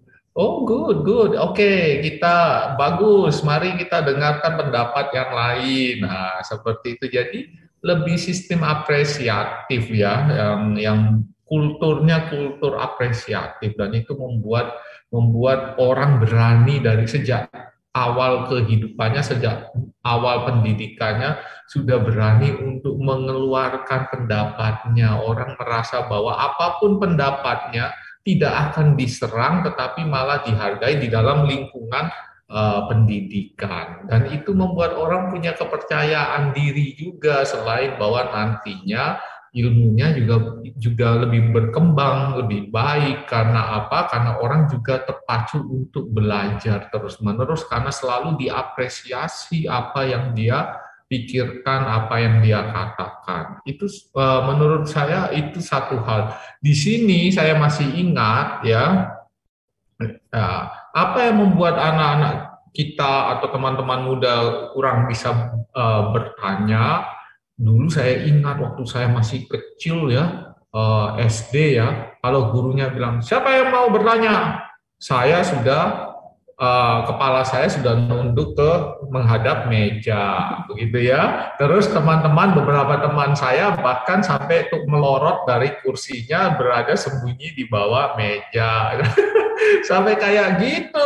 Kenapa? Karena kami semua tidak pernah merasa bahwa kalau apapun jawaban kami akan diapresiasi. Ya, sebagai anak-anak kecil kami itu kan ya terbatas pengetahuannya. Kami nggak punya pengalaman itu dari guru-guru kami, dari orang tua kami tidak pernah punya pengalaman seperti itu. Jadi PD-nya tidak terbangun begitu ya. Itu salah satu yang saya bisa lihat ya, yang penting juga untuk membangun kultur yang apresiatif, yang open terhadap pendapat-pendapat, bahkan kalau pendapatnya atau pemikirannya out of the box gitu ya, atau apapun lah yang baru yang kita tidak kenal sama sekali. Seperti itu. Ya. Itu ya. Terima kasih ya Romo atas jawabannya. Nah, Romo, kalau misalnya kita sambungkan dengan kehidupan kita zaman sekarang nih, apalagi dengan generasi zilenial, generasi alfa gitu ya Romo, yang mungkin yang lebih baru ya. Saya kurang mengetahui juga sih. Tapi kalau saya dengar itu mengenai adanya dunia metaverse, mengenai artificial intelligence, mengenai mungkin yang sekarang lagi marak juga NFT, Bitcoin seperti itu. Sebetulnya penjelasannya seperti apa ya Romo? Mungkin bisa dijelaskan kepada teman-teman juga. Benar, jadi realitas atau kenyataan yang kita alami itu ada dua dunia. Satunya dunia real yang ya kena dengan tubuh saya begitu ya. Kalau saya ngangkat gelas, saya minum seperti ini, lalu itu dunia real yang saya alami. Bahwa apa yang saya alami di kepala saya sebagai saya minum memang sedang terjadi di dalam tindakan saya, di dalam ya airnya kena di lidah dan ya gigi saya dan seterusnya begitu ya. Tapi juga ada yang dunia yang tidak real atau disebut sebagai virtual, dan itu hanya punya aksesnya di kepala saja, tidak terjadi di dunia yang real seperti itu. Metaverse seperti apa? Metaverse itu dunianya nanti seperti apa yang hanya ada di dalam kepala kita, apa yang kita lihat tentunya melalui kacamata yang disebut Oculus itu. Jadi nanti kita seperti punya dunia yang kurang lebih sama seperti apa yang kita miliki sekarang, kita lihat sekarang di dunia ini, tetapi itu dipindahkan ke sebuah dunia lain yang disebut dunia virtual. Lalu kita bisa jalan-jalan nggak ke sana? Bisa, ya, bisa. Tetapi realitasnya tidak benar-benar terjadi di dunia nyata seperti ini, tapi hanya ada di dalam pikiran kita. Dan itu metaverse, begitu ya. Apakah metaverse akan menggantikan dunia real? Saya kok tidak melihat itu sebagai pengganti, tapi itu akan mempermudah hidup kita, memperkaya hidup kita. Kenapa? Karena apapun yang sebenarnya dulu kita bisa lakukan, harus kita lakukan di dunia real, ada banyak yang nanti akan bisa dilakukan di dunia virtual. Dan ini soal pembiasaan, sekali lagi soal dilakukan berulang-ulang dan nanti terbiasa, dan nanti apa? Nanti otak kita akan mengerti, memahami, dan akan apa? Akrab dengan dunia virtual itu. Nah, apakah bisa mengganti? Ya nggak bisa. Kalau kamu makan di dunia virtual, kamu nggak akan kenyang di dunia nyata. Begitu ya.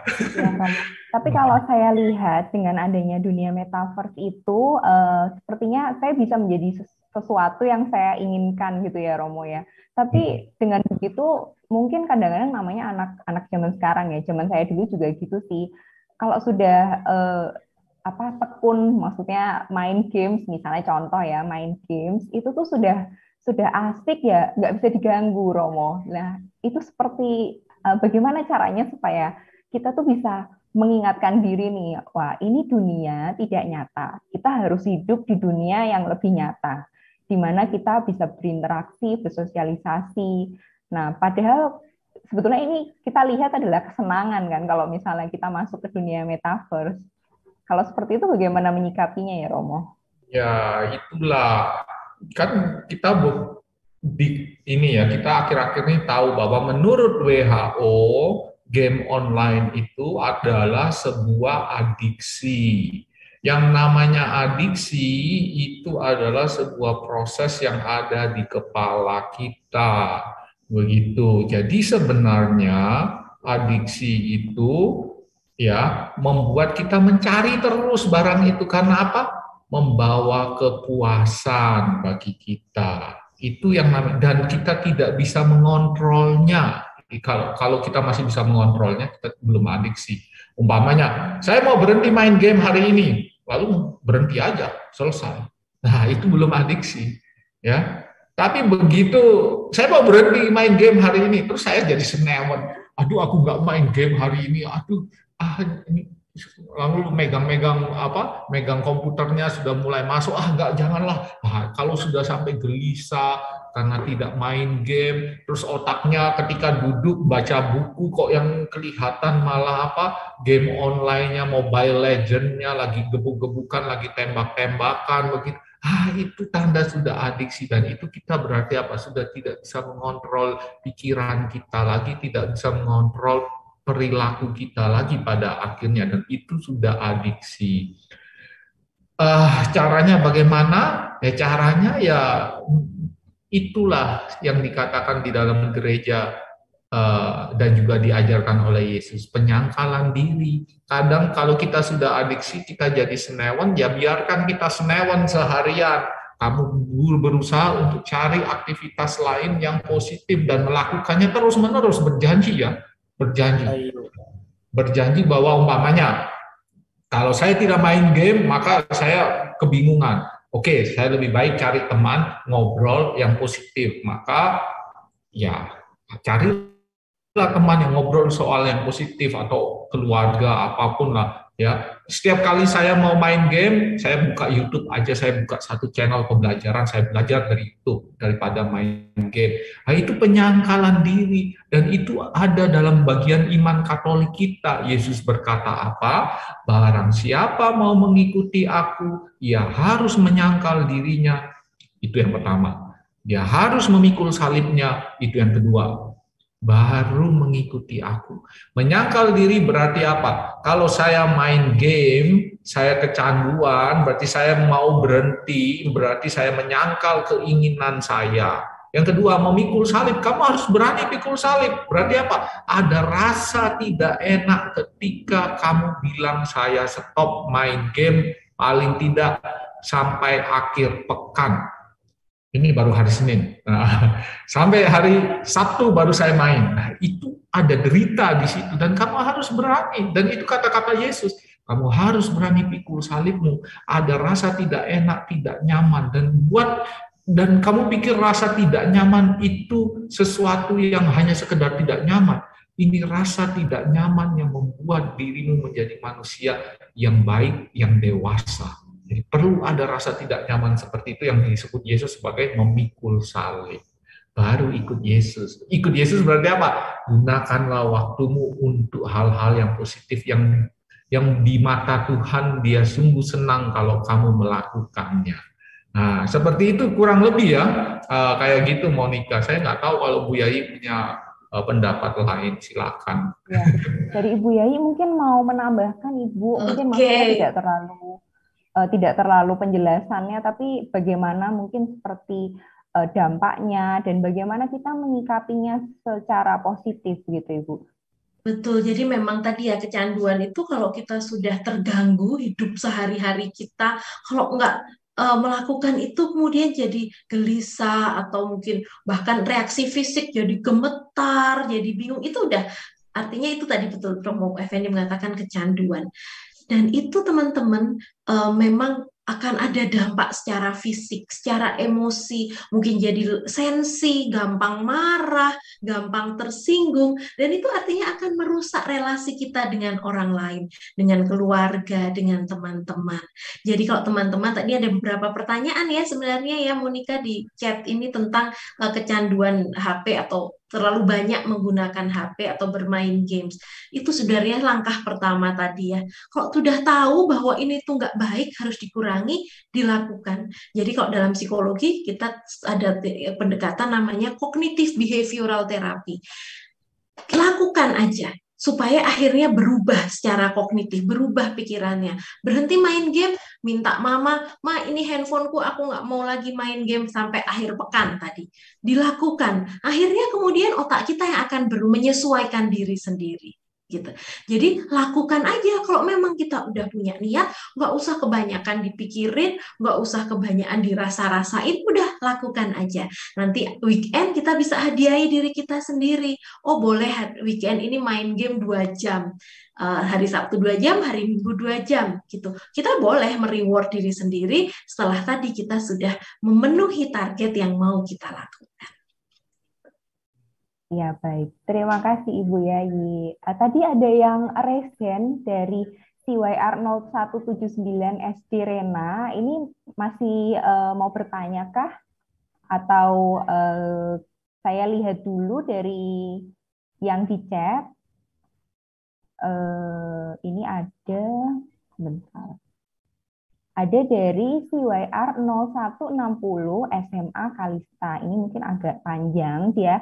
Sedikit cerita dari Kalista, sedikit menyimpang juga mungkin dari topik. Jadi dia dari kecil memiliki kendala kurangnya kemampuan dalam pelajaran yang menyangkut matematika, yang menyangkut berhitung. Tapi dari kecil itu dikelilingi oleh banyak orang yang pandai berhitung. Mungkin maksudnya di sini dia mungkin agak merasa minder begitu. Jadi dia merasa tidak pintar dalam hal-hal mungkin yang berbau matematika, sehingga merasa juga tidak kreatif. Jadi dia ingin belajar dan mengasah kemampuan untuk menjadi mungkin jenius dalam hal matematika gitu ya. Karena dia kurang percaya diri. Nah, bagaimana solusinya ya? Mungkin ini di sini sebetulnya sih saya lihat talentanya dari teman-temannya atau mungkin orang sekitarnya Kalista adalah mengenai matematika ya, tapi mungkin saya tidak tahu apakah Kalista mungkin punya talenta yang lain. Mungkin dari Ibu Yai bisa menginformasikan mungkin. Siapa tadi namanya, Monica? Dari CYR 0160 SMA Kalista. Oke. Semua orang dianugerahi kemampuan yang berbeda-beda, talenta yang beda-beda gitu. Jadi tugas teman-teman sebagai remaja sebenarnya salah satunya adalah mencari apa yang menjadi kelebihan diri. Kalau kita berfokus pada kelemahan-kelemahan, itu akhirnya nanti kita jadi lupa mengembangkan apa yang sebenarnya sudah ada di diri kita, sudah Tuhan kasih buat kita. Jadi yang perlu dicari adalah kita tuh sebenarnya berbakat di mana. Berbakat itu seringkali bisa kita lihat dari beberapa kriteria. Misalnya, kita senang melakukan itu. Kemudian kita nggak butuh effort yang gede banget, usaha yang gede banget untuk membuat itu berhasil. Dan biasanya hasilnya juga baik. Misalnya nih ya, tadi suka masak gitu. Kita enjoy melakukan itu. Dan tanpa susah-susah harus ngitung 1 sendok teh, taruh aja garam gitu. Ternyata hasilnya enak. Jadi kita nggak perlu usaha. Kemudian tadi hasilnya bisa dinikmati, bisa menunjukkan hasil yang bagus. Artinya hal itu adalah mungkin itu yang talenta kita loh gitu. Cuman kadang-kadang kan kita kayak nggak sempat gitu ya untuk melihat sebenarnya aku berbakat di bidang apa, karena kita berfokus pada kelemahan-kelemahan kita. Jangan-jangan mungkin kita nggak terlalu cepat nih belajar matematika, perlu usaha yang lebih, perlu latihan terus tiap malam sampai bisa memahami matematika. Tapi jangan-jangan kita pintar nulis, jangan-jangan kita pintar berbicara di depan umum yang mungkin nggak ada kaitannya dengan pelajaran secara langsung, atau jangan-jangan kita tuh orangnya empati, gampang sayang sama orang lain, suka menolong orang lain, itu kan juga talenta. Gitu. Jadi teman-teman remaja perlu untuk terus bertanya, melihat ke diri sendiri, apa sebenarnya yang dianugerahkan Tuhan buatku, dan itulah yang perlu dikembangkan, bukan hanya melihat kekurangan kita. Kira-kira begitu Kalista dan Monica. Terima kasih Ibu Yai. Ini kita ada dari SD Rena. Rena bisa unmute. Ya, silakan Rena untuk bertanya. Halo Kak, saya mau tanya. Ini saya mengikuti les, tapi saya tidak tahu mengapa, tapi saya sering aras-arasan untuk pergi. Tapi padahal saya ingin ikut les itu. Begitu. Oke, jadi kadang-kadang males gitu ya Rena ya? Iya. Oh, jadi memang manusia itu kalau punya motivasi itu nggak terus motivasinya sama terus gitu. Semua orang pasti pernah mengalami motivasinya turun, kadang naik lagi, kadang turun lagi gitu.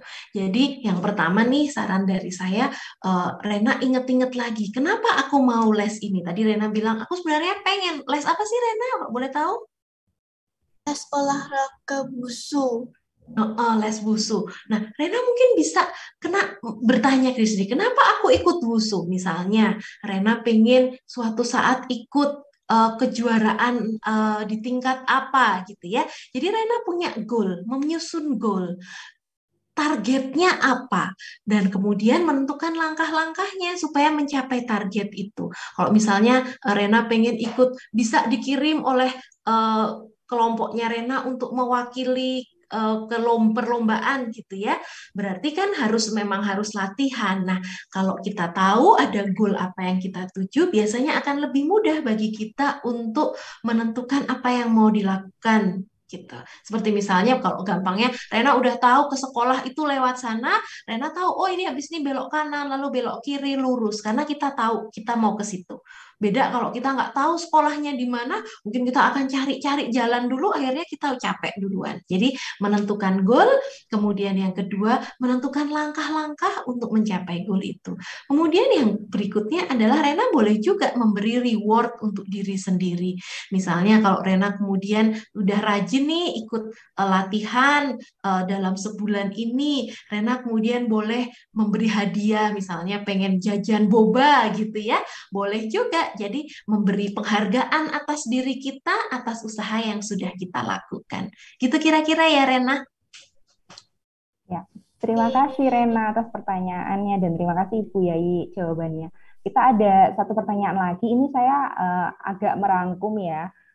Mungkin ini bagi teman-teman yang mohon maaf mungkin sudah tidak memiliki orang tua atau mungkin orang tuanya misalnya memang tidak bisa memberikan dukungan begitu. Nah, kalau menurut Romo sendiri, apakah bagaimana caranya secara praktikalnya untuk teman-teman itu bisa mencari dukungan, entah misalnya mencari pengetahuan dari buku atau dari mentor yang seperti apa gitu, Romo? Ya, kalau di masa muda ya teman-teman itu menjadi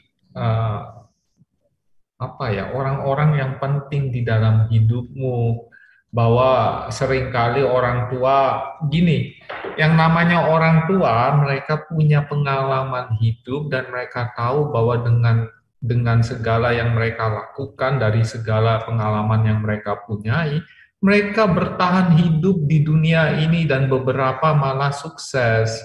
Jadi yang namanya manusia itu kalau dia sudah punya pengalaman sukses atau bertahan hidup dari segala macam permasalahan di dunia ini, dia akan simpan baik-baik itu ya.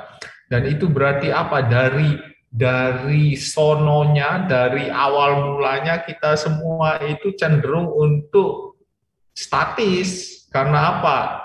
Karena pengalaman-pengalaman hidup kita akan membentuk kita supaya berlaku seperti itu terus.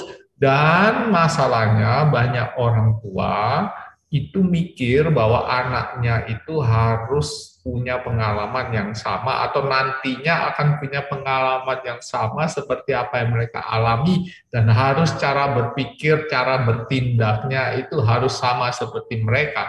Padahal jelas-jelas ya, kita tahu umpamanya dalam masa pandemi ini, kita tahu bahwa dunia anak kita itu sudah sungguh jauh berbeda dari kita, ya yang namanya orang tua. Jadi bagi teman yang bertanya, saya hanya bisa mengatakan orang tua di sini ya, untuk para pembimbing, Anda juga harus hati-hati. Karena apa? Kita yang namanya manusia itu dari sononya, dari sananya sejak awal kita hidup, itu akan cenderung statis dengan pengalaman-pengalaman hidup kita. Kita mau pakai terus-menerus apa yang kita punyai untuk masa kapanpun, karena kita yakin bahwa bahwa ini adalah cara terbaik untuk bertahan hidup, selamat di dunia, dan mungkin sukses di dunia. Tapi anak-anak muda punya dunia yang berbeda. Mereka akan punya pengalaman yang berbeda, mereka punya tantangan yang berbeda, dan cara menghidupi dunia mereka yang berbeda dari cara kita menghidupi. Maka perlu hati-hati di dalam memaksakan cara-cara kita. Value itu harus ditularkan, nilai-nilai harus ditularkan kepada anak-anak muda kita. Tapi bukan cara, beda. Kita punya kewajiban untuk menularkan nilai-nilai kehidupan kepada mereka, tapi bukan memaksakan cara-cara kita, karena cara kita bisa saja tidak lagi relevan. Untuk teman yang punya orang tua seperti itu, saya dengan tangan terbuka mengatakan, kamu nggak bisa buang orang tuamu, mohon maaf. Ya, selama kamu masih serumah dengan mereka, terimalah bagian itu, tapi kamu punya kemampuan, kamu bergerak di dalam kontrol hidupmu. Berarti apa? Kamu harus punya pilihan, punya teman-teman yang positif, yang mendukung, dan juga mungkin punya mentor di luar, di mana kamu bisa berguru kepada dia, berkonsultasi kepada dia, dan seterusnya. Dan manfaatkan apa yang dipunyai gereja, umpamanya sakramen tobat, apa. Kadang-kadang itu juga tempat untuk selain mengevaluasi diri, kita juga bisa berkeluh kesah sedikit, begitu. Ya, itu saran Curhat ya, saya. Romo ya. Ya, curhat colongan. Ya. Baik, Ibu Yayi, untuk pesan terakhir mungkin bagi teman-teman, mungkin ada yang mau ditambahkan? Ya, ini saya agak bingung sebenarnya Monica, karena pertanyaannya jadi luas banget. Tapi kalau kita boleh balik lagi. Memang kita agak nyerempet sedikit nih. Tapi nggak apa-apa, karena itu problem solving ya. juga ya. Artinya saya senang teman-teman dari yang SD juga banyak bertanya tentang bagaimana yang harus dilakukan. Jadi saya akan kaitkan sedikit tentang apa sih yang harus dilakukan pada masa anak dan remaja. Jadi tadi saya singgung sedikit tentang ada namanya tugas perkembangan. Tugas perkembangan adalah hal-hal yang harus kita lakukan, khususnya supaya kita nanti siap sudah menjadi orang yang dewasa gitu. Tentu kok teman-teman bayangkan diri kalian 10, 15 atau 20 tahun lagi menjadi orang dewasa, pasti yang diinginkan adalah orang dewasa yang sehat, mandiri, yang bijaksana. Pasti nggak kepengen jadi orang dewasa yang mungkin masih merepotkan orang lain atau justru merusak generasi yang lebih muda, nyebelin gitu kan, pasti nggak pengen jadi itu. Dan itu adalah sekarang ini ketika teman-teman masih sekolah, menjadi kesempatan untuk belajar jadi orang yang kreatif, belajar jadi orang yang kritis, nggak gampang percaya berita yang bohong, belajar jadi orang yang mampu untuk menyelesaikan permasalahan walaupun harus salah dulu, harus gagal dulu. Ketika itu dilakukan dalam masa muda ini, dalam masa remaja, saya yakin itu menjadi fondasi yang kokoh ketika nanti teman-teman menjadi orang dewasa, sehingga menjadi orang dewasa yang berhasil. Itu aja highlight saya, Monica. Ya, baik. Terima kasih Romo Effendi, Bu Yayi. Kita cukup padat dan mungkin ada nyerempet ke hal-hal lain juga, dan kita juga cukup banyak nih pertanyaan yang mungkin juga masih belum dijawab dari teman-teman. Silakan nanti teman-teman mungkin bisa bahas juga mungkin di grup, dan juga nanti kita akan ada informasi juga mengenai konselor. Mungkin teman-teman kalau ada yang misalnya kalau aku maunya sama seseorang aja deh ceritanya gitu. Nah, nanti kalian bisa juga ya untuk ke konselor. Sekali lagi terima kasih Romo Effendi dan juga Ibu Yayi atas waktunya. Sampai jumpa kembali mungkin di kesempatan yang selanjutnya kalau memang ada acara-acara yang serupa lagi ya. Selamat jalan, selamat tinggal, dadah. Ya, kita mau panggil nih teman kita, Mita. Halo Mita. Halo. Mita, kita mau apa nih selanjutnya nih, Mita? Nah, selanjutnya ini akan ada beberapa pengumuman nih. Yang pertama, pengumumannya adalah pemenang virtual background yang paling kece. Ayo, siapa nih kira-kira ya? Ya, silakan tim Mulmed. Nah, jadi pemenangnya Untuk adalah virtual background yang terkece. Dededededededeng. Siapa nih, Mita? Pemenangnya adalah CYR 3008 SMK Febri. Selamat Kak Febri. Selamat Kak Febri. Semoga bermanfaat ya hadiahnya.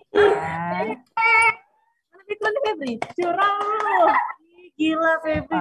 Wah, langsung rame nih yang nggak menang nih mungkin ya. Nanti lain kali teman-teman jangan lupa makanya untuk langsung hadir dan juga ikuti keseluruhan acara supaya teman-teman juga bisa berkesempatan untuk dapat hadiahnya ya. Selanjutnya silakan dari tim Mulmed untuk ditayangkan pengumuman.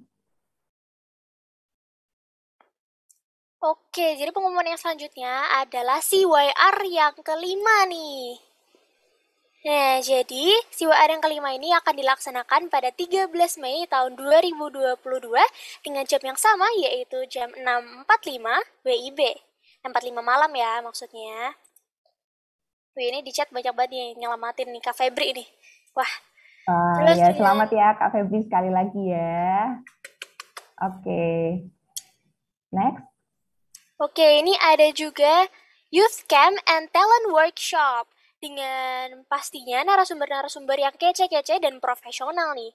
Dilaksanakan dari tanggal 16 sampai 19 Juni tahun 2022.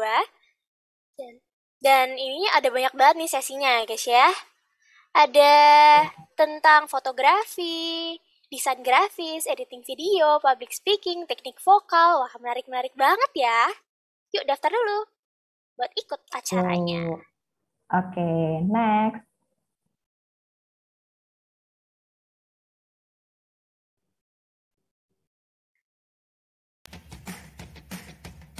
Ya.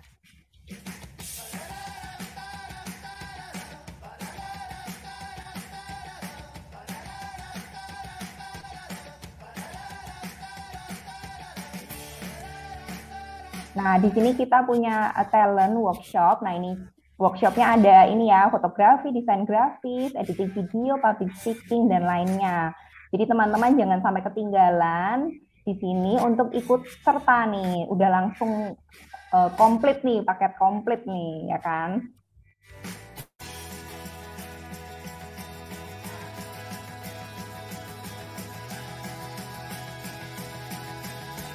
Nah, jangan lupa juga untuk ajak teman-temannya juga yang lainnya. Jadi jangan sampai ketinggalan ya teman-teman. Nah, selanjutnya kita punya acara nih yang ini khusus untuk teman-teman yang 17 tahun ke atas, yaitu acaranya namanya Sexy Hot and Holy. Wah, kayaknya judulnya kayaknya mengundang gimana gitu ya. Nah, tapi nanti teman-teman bisa hadir bagi yang 17 tahun ke atas, mungkin teman-teman yang sudah mahasiswa atau juga pekerja muda Katolik. Nah, nanti acaranya tanggal 27 Mei tahun 2022 ini jam 18.45. Kita akan ada 2 pembicara yaitu Kak Margaret dan juga Kak Gideon dengan moderatornya adalah Kak Empit. Nah, oke, next. Selanjutnya ini acara untuk parenting ini untuk mungkin keluarga muda yang memang hadir di sini atau mungkin bagi orang tua kalian kalau ada yang berminat juga bisa ikut serta nih. Acaranya di tanggal 2 sampai 3 Juli dan 9 sampai 10 Juli. Ini juga acaranya juga cukup padat dengan banyak pembicara juga di sini. Jadi jangan lupa kalau memang mau ajakin misalnya yang keluarga muda atau mungkin orang tua kalian. Oke. Next. Nah, buat teman-teman yang sekiranya membutuhkan konselor nih buat curhat tentang masalah kalian, di luar acara CYR ini dapat menghubungi 3 nomor di atas ini. Di posternya, sorry. Ada Kak Nadia, Kak Feni, dan Kak Fendi. Next. Ya, jadi teman-teman kalau memang tadi ada mungkin pertanyaan yang mau didiskusikan secara pribadi, nanti bisa menghubungi juga konselor itu ya. Silakan, Mita. Oke, next. Ini bagi kalian yang tergerak hatinya atau yang ingin buat memberikan persembahan kasih dapat ditransfer ke BCA atas nama BPK PKK KAS atas nomornya itu 8035